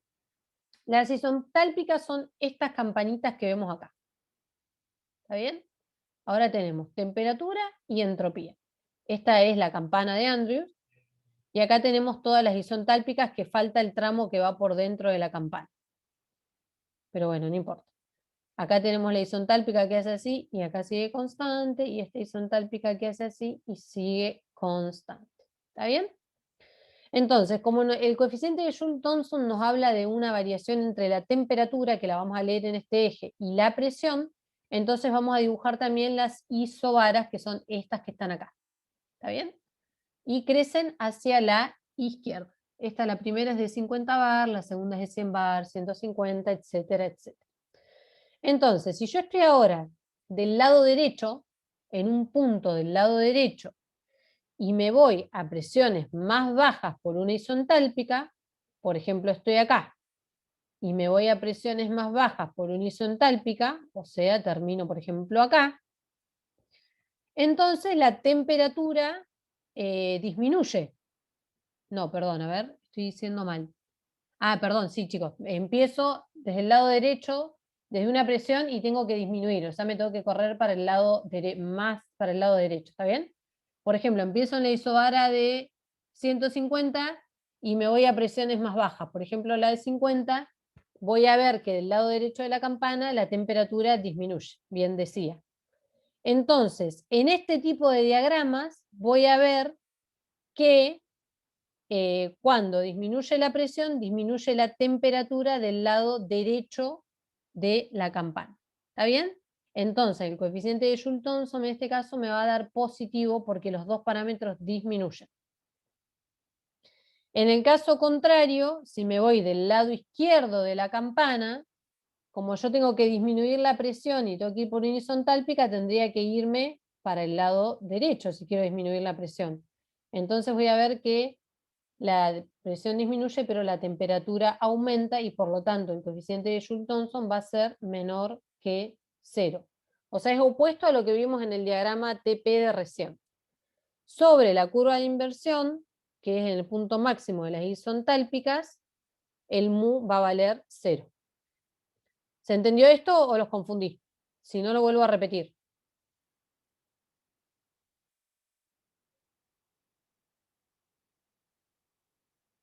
¿Se entendió? Bueno. Sí, profe, se entendió. Si nadie me para, yo sí. Bueno, ¿qué pasa entonces en dónde? En esta zona. ¿Qué pasa en esta zona que vamos a ver acá? En esta zona de la derecha. En donde la pendiente de las isentálpicas son 0. Si yo analizo esto, acá van a seguir las isobaras, es decir, que yo podría pasar de un punto, yo estoy a la derecha ahora, podría pasar de un punto de acá a una presión menor moviéndome sobre la isentálpica. Y lo que me dice eso es que el mu es 0. ¿Pero por qué es 0? No es porque sea la curva de inversión, sino que es porque se comporta en este lado el fluido como si fuera un gas perfecto. Algo que ya sabemos, porque si nosotros aplicamos el modelo de gas ideal a primer principio para una válvula, nos queda que la H2 menos H1 es igual a 0, y para un gas perfecto eso significa que Cp por T2 menos T1 es igual a 0, lo que ocurre si la temperatura se mantiene constante. Es decir, que en un TS puedo ver la zona donde un gas se comporta como gas ideal viendo cómo son las isentálpicas. Si son horizontales, significa que el gas se comporta como gas ideal en esta región, y si no, se comporta como un gas real. Así que acá hay que tener cuidado, porque cuando el mu vale 0, significa que estamos o cerca de la curva de inversión, o porque el gas se comporta como gas perfecto. ¿Está bien? Esto, por ejemplo, podría ser una pregunta también de final, digamos. Le damos el diagrama y le preguntamos dónde el gas se comporta como gas perfecto, por ejemplo. ¿Está bien? Entonces, bueno, Profe, eso, sí, ¿y en esa área podemos también relacionarlo con temperatura constante? claro, Ok, exacto. Cuando usamos un gas perfecto, de hecho, en una válvula no cambia la temperatura. perfecto. ¿Está Gracias. bien? Que eso también es otra pregunta, creo, del práctico, ahora que me lo decís. que analicen el coeficiente de Joule-Thomson, por ejemplo, para el caso de un gas ideal. Entonces, como el proceso lo consideramos isoentálpico, entonces ahora lo que vamos a hacer es utilizar la expresión general de la entalpía que habíamos visto recién, porque esto, ya vimos que para gas perfecto vamos a tener esto, pero esto es para un gas real, digamos. No estamos aplicando acá ningún modelo. Entonces, lo único que vimos fue la definición del coeficiente de Joule-Thomson. Pero como es entalpía constante, entonces lo que vamos a hacer es utilizar la expresión general de entalpía que acabamos de encontrar en función de los parámetros medibles. ¿Está bien? Entonces, si H es constante, ¿qué significa? Que DH es igual a 0. Esto por primer principio vamos a obtener que DH es igual a 0.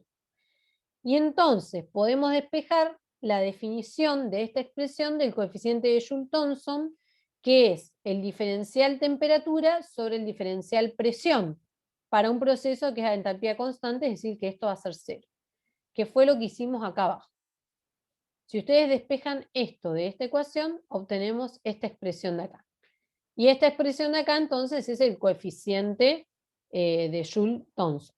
¿Está bien? Entonces, esta ecuación me permite estimar el coeficiente a partir otra vez de propiedades medibles. Si nosotros tenemos una ecuación de estado y el CP, entonces podemos calcular el mu. Y este es el ejercicio que tienen, que te decía recién que tienen en el práctico, que demuestren que el coeficiente de Joule-Thomson para un gas perfecto va a ser igual a 0. Entonces lo que van a tener que hacer acá es reemplazar por la ecuación de estado esta derivada. ¿Está bien? De modo tal de que esto se les anule, que esto se les haga 0. ¿Está bien? Entonces, como esto es fácil de medir,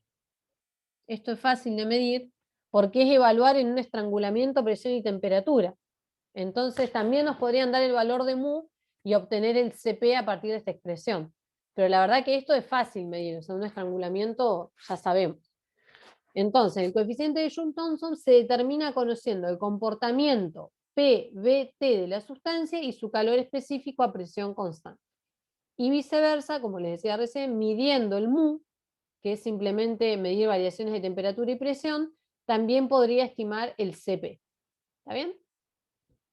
Entonces, esto es en lo que es relación al coeficiente de Joule-Thomson. En uno de los finales de, creo que fue el último o el anterior, le preguntamos qué importancia tenía el coeficiente de Joule-Thomson. No lo respondió nadie. O sea, todos dijeron, el coeficiente de Joule-Thomson es la derivada de T respecto de P. Y no le estamos pidiendo eso. O sea, esto es algo que se pueden acordar de memoria, no nos sirve. ¿Para qué sirve? Nos interesa. O sea, ¿para qué lo estamos estudiando? Bueno, para eso que les digo, es importante porque nos permite a nivel industrial calentar o enfriar sin hacer gasto de trabajo o calor. O sea, esto es buenísimo. Bueno, esa pregunta la hicimos, tampoco la respondió nadie. Como para que vean también que las preguntas a veces son más para el lado conceptual, digamos, que nos repitan o nos reciten de memoria las ecuaciones. ¿Está bien? ¿Hay alguna duda de esto, chicos?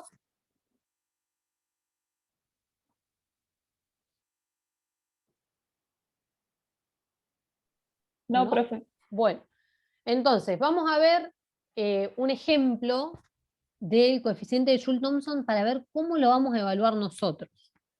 Porque yo les dije que esto en realidad es un valor, o sea, para cada punto sobre la isoentálpica, si yo estoy organizando un estrangulamiento y tengo un estado de entrada y un estado de salida, yo puedo analizar para cada punto cómo va a ser ese coeficiente de Joule-Thomson, digamos. ¿Está bien? Para un par presión-temperatura, entonces puedo analizar cómo es ese coeficiente. Entonces, ¿qué es lo que vamos a hacer nosotros? Este es un ejemplo que creo que algo similar tienen en el práctico. Tienen, creo, un ejercicio así. Nos dice, estima el coeficiente de Joule-Thomson del vapor de agua a 3 megapascales y 300 grados centígrados utilizando la aproximación. Esta es una aproximación matemática que lo que hacemos es estimar la pendiente a través de variaciones, es decir, de deltas.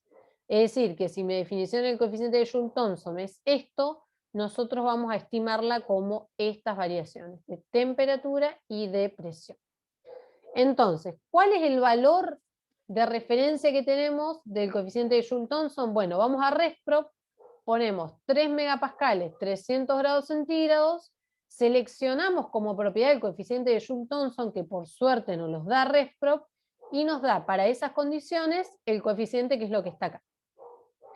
Fíjense que como el coeficiente para nosotros ahora, para calcularlo, va a ser una variación, me es indistinto si está en grados, en temperatura absoluta o no absoluta.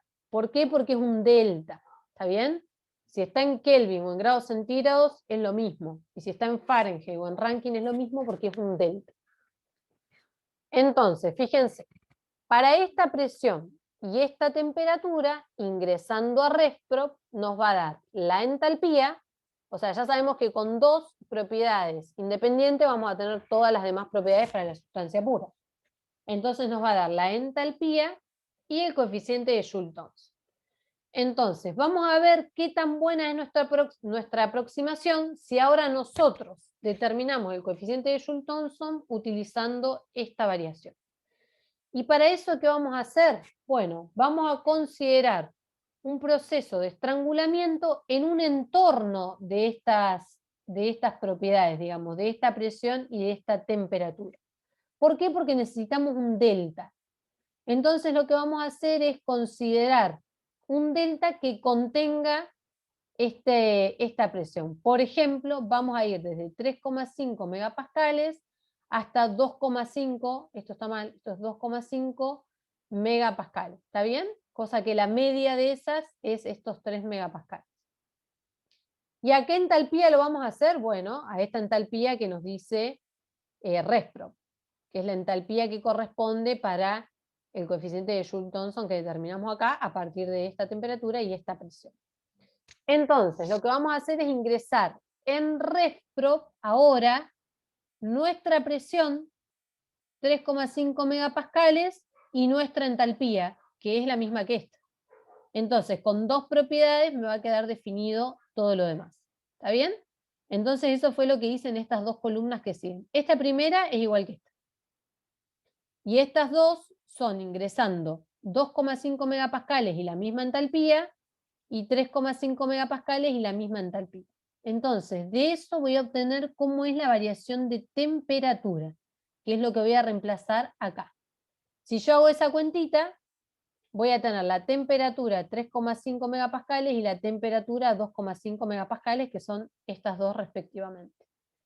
Y la presión, por supuesto, es 3,5 menos 2,5 megapascales en esta isontápica. Esa cuentita me va a dar 12,3 grados centígrados sobre megapascales. Fíjense, esta es la estimación que nosotros hicimos y este es el valor real. O sea, es aproximadamente igual al valor dado en ResProp. Significa que cuando estamos en una variación relativamente pequeña, podemos estimar el coeficiente de Joule-Thomson de esta forma. ¿Está bien? Este es el tipo de ejercicio, son muy sencillos los de Joule-Thomson porque, bueno, no tienen mucha ciencia, ¿no? Y este es el tipo de ejercicios que, por ejemplo, le van a aparecer en el práctico, o incluso en los parciales hemos tomado alguna vez un ejercicio también muy sencillo. No hay mucha vuelta acá que dar. ¿Está bien? ¿Se entendió, chicos, esto? Eso es todo lo de la unidad 8. Es una unidad relativamente cortita. Como vieron, es mucho de matemática, mucho de reemplazar, mucho de encontrar expresiones, pero es bastante sencillo. ¿Está bien? O sea, lo importante es, como les digo, lo importante es ver para qué lo estamos haciendo. ¿Está bien? No tratar de acordarse de memoria las expresiones. Y si nosotros le damos una expresión, que ustedes la puedan interpretar. O sea, ¿qué me dice, por ejemplo, esta expresión que vimos del CP y el CB? ¿Qué me está diciendo? Bueno, que lo puedo analizar con ciertas variaciones. ¿Está bien? No es la idea que se acuerden esto de memoria. ¿Tienen alguna duda, chicos, con respecto a esto?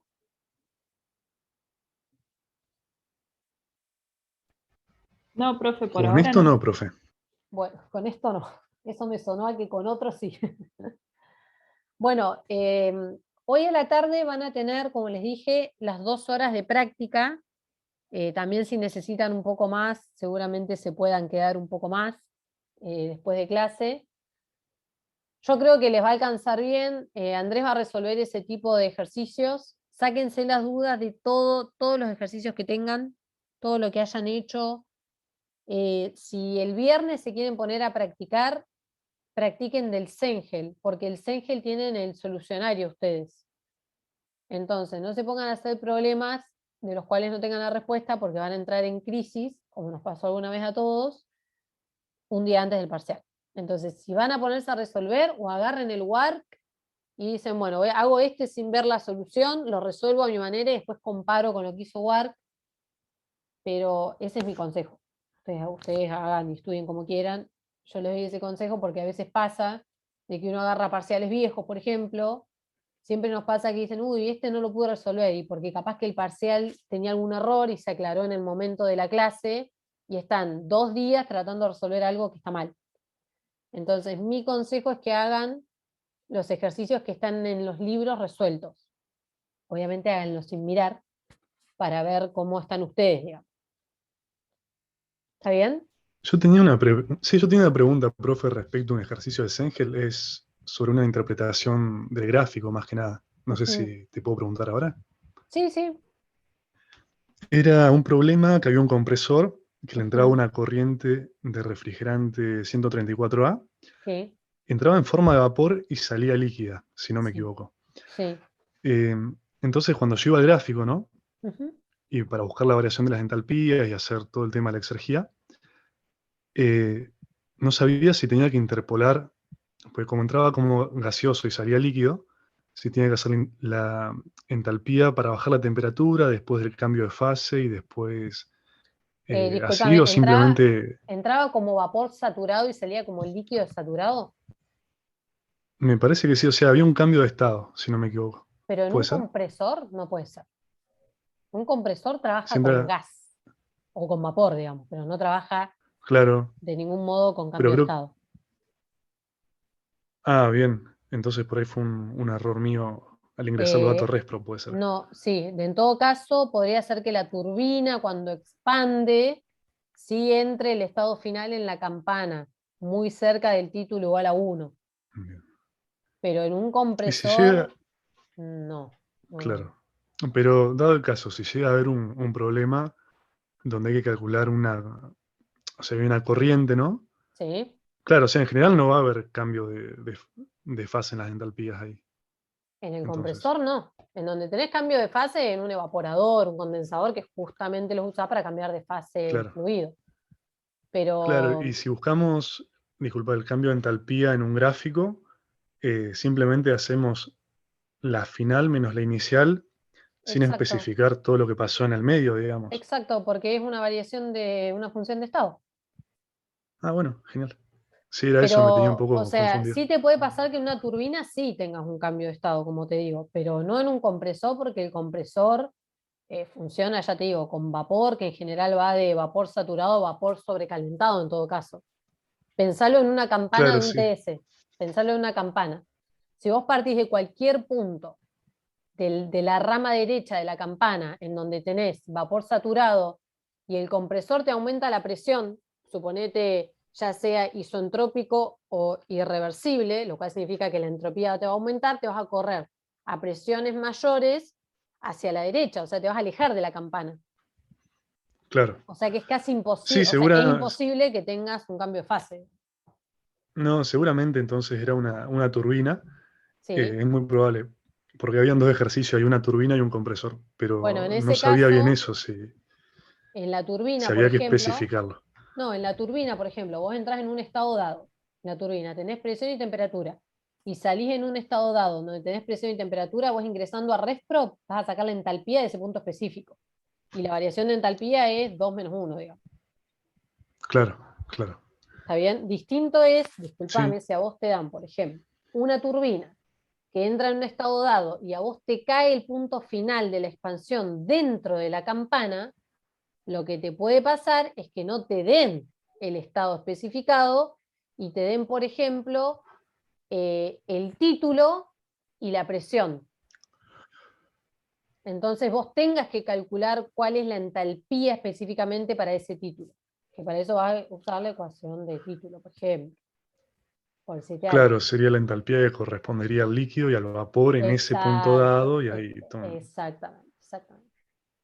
O sea, Y siempre van a sobre el tener la forma parcial, de determinar, sí. digamos, de poder determinar las propiedades antes y después.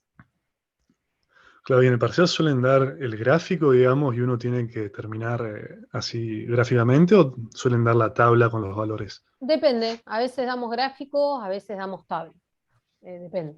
Eso, Claro, pues yo hice un ejercicio ahí justo de ese refrigerante, creo que el sí. gráfico estaba en el sistema inglés, y Ajá. se veía, o sea, era tan justa la escala, digamos, Sí. y cuando tenía que ver el valor del refrigerante en ese punto, de la entalpía o lo que sea, Ujú. no podía distinguir si estaba sobre la campana o un poquito corrido, digamos, por un tema de la escala, ¿viste? Ajá, ajá. Entonces, si nos dan el gráfico, ustedes nos van a marcar o delinear bien.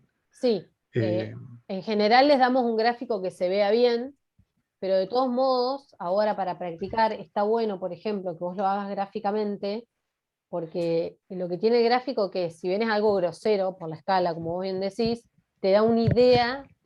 El gráfico a mí me gusta para ver el proceso, ¿viste?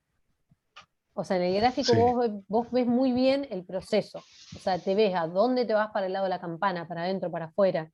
Por ejemplo, en el lado del compresor, estoy segura que si te pongo un gráfico TS ahora, te vas a dar cuenta que no puede, digamos, ir al cambio de fase. claro, claro, Pero ahí me lo imaginé y está. está bueno para hacer una primera aproximación grosera. Después lo podés verificar con Respro, por ejemplo.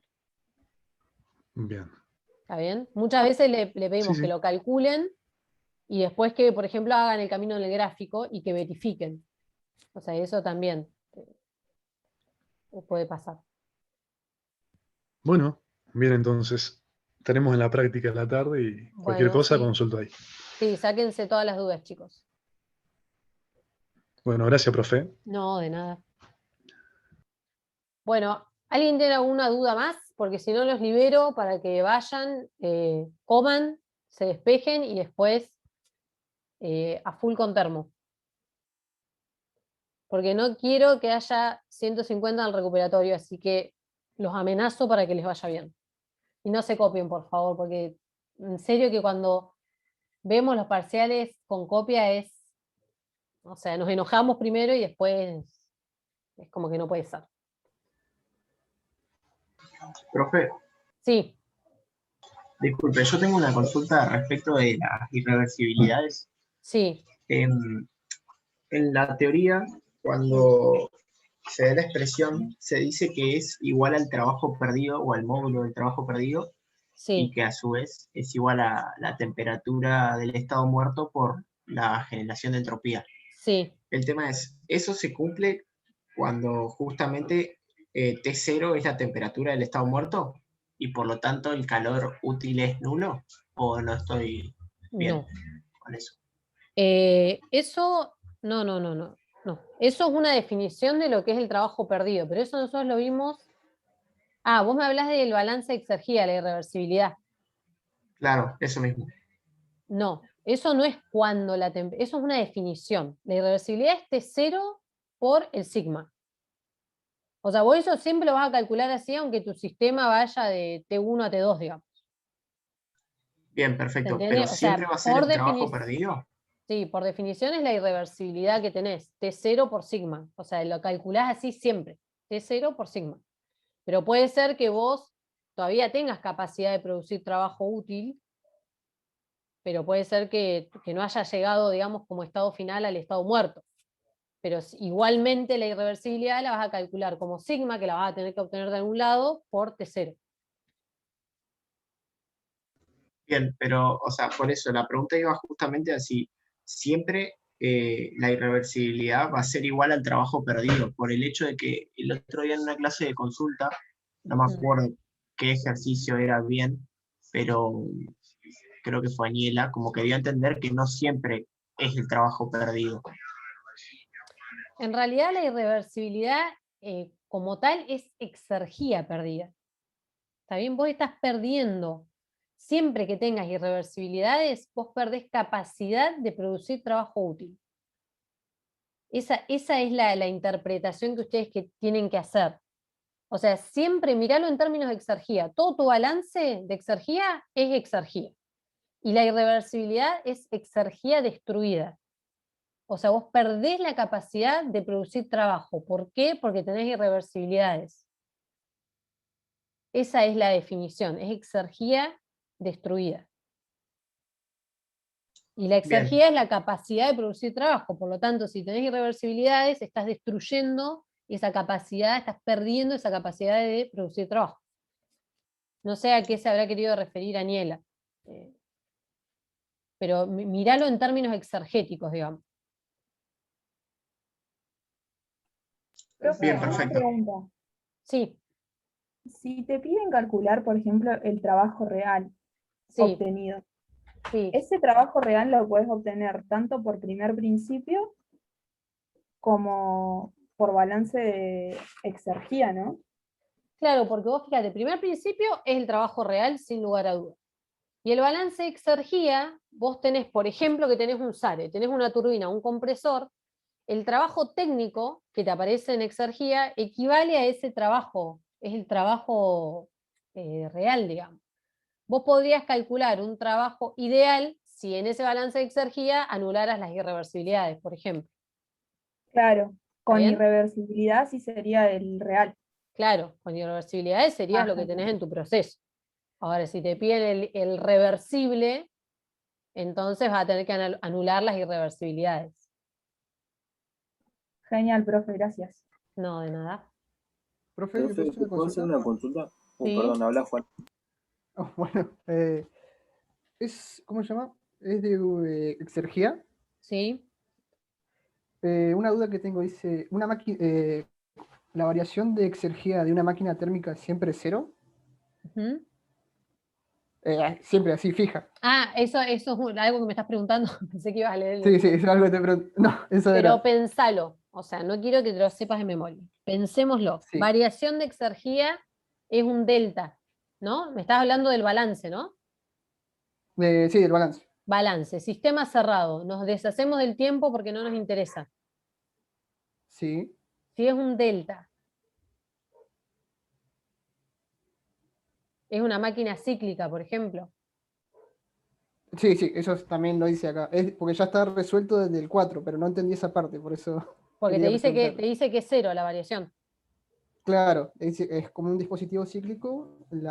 Y bueno, si es la variación. cíclico, el estado final coincide con el inicial. Y si estás hablando de una variable de estado, entonces esa variación tiene que ser cero. Ah, por ahí lo piensan, sí. ¿Está bien? Bien, sí, era eso. Bueno. Profe, lo que yo le quería consultar era por la exergía consumida. Si siempre va a ser la corriente de entrada, no sé si llamarle corriente de entrada porque estaría hablando de un caso en particular, pero ¿cómo podría yo interpretar fácilmente una exergía consumida? Una exergía consumida, pero vos tenés que tener en claro para qué sirve tu dispositivo. Eso es lo principal que tenés que tener claro. Si yo te digo una turbina, ¿para qué sirve? Produce trabajo. Entonces tu trabajo claramente no es una exergía consumida. Bien, O sea, entonces ahí sería es una lo que... exergía producida. Entonces, ¿qué es lo otro? ¿Qué es la otra exergía que pasa por tu turbina? Generalmente son siempre adiabáticas. O sea que tu exergía consumida es la variación de exergía de la corriente. Claro, ¿Bien? y profe, ¿y en un intercambiador? Sí, en un intercambiador, ¿qué pasa? Tengo una corriente de entrada, una de salida y otra corriente que se lleva el calor ese para disminuirle Claro, la lo que hay que ver temperatura. ahí es para qué usamos. Por ejemplo, nosotros vimos en clase que la eficiencia exergética, digamos, eso lo vas a ver con la eficiencia.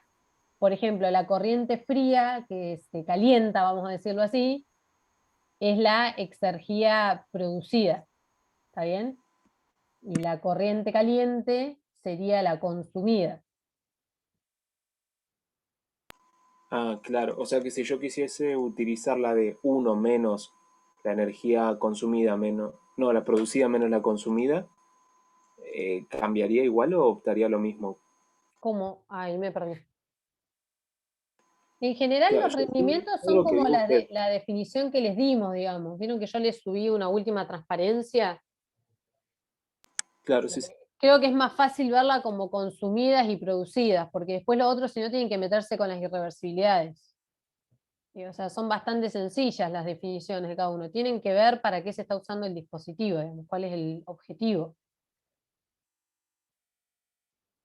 Me parece. Bueno, buenísimo, profe. Pero si quieren eso, ahora porque yo tengo que cortar porque hay una clase después, no porque no les quiera explicar, pero si tienen duda de eso, le puedo pedir a Andrés que haga un repasito de los rendimientos, o se lo preguntan ustedes, como quieran.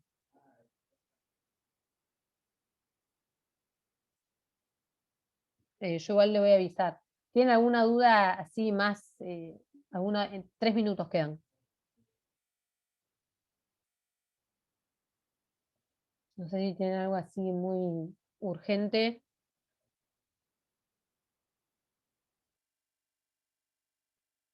Bueno, entonces chicos, los libero y sáquense todas las dudas hoy. Bueno, aprovechen la clase de práctica. Y nos veremos entonces el sábado a las 9. Chao, profe, gracias. Chao, profe. Chau, chicos, de nada, Chao, profe, estudien. gracias. Chau, chau.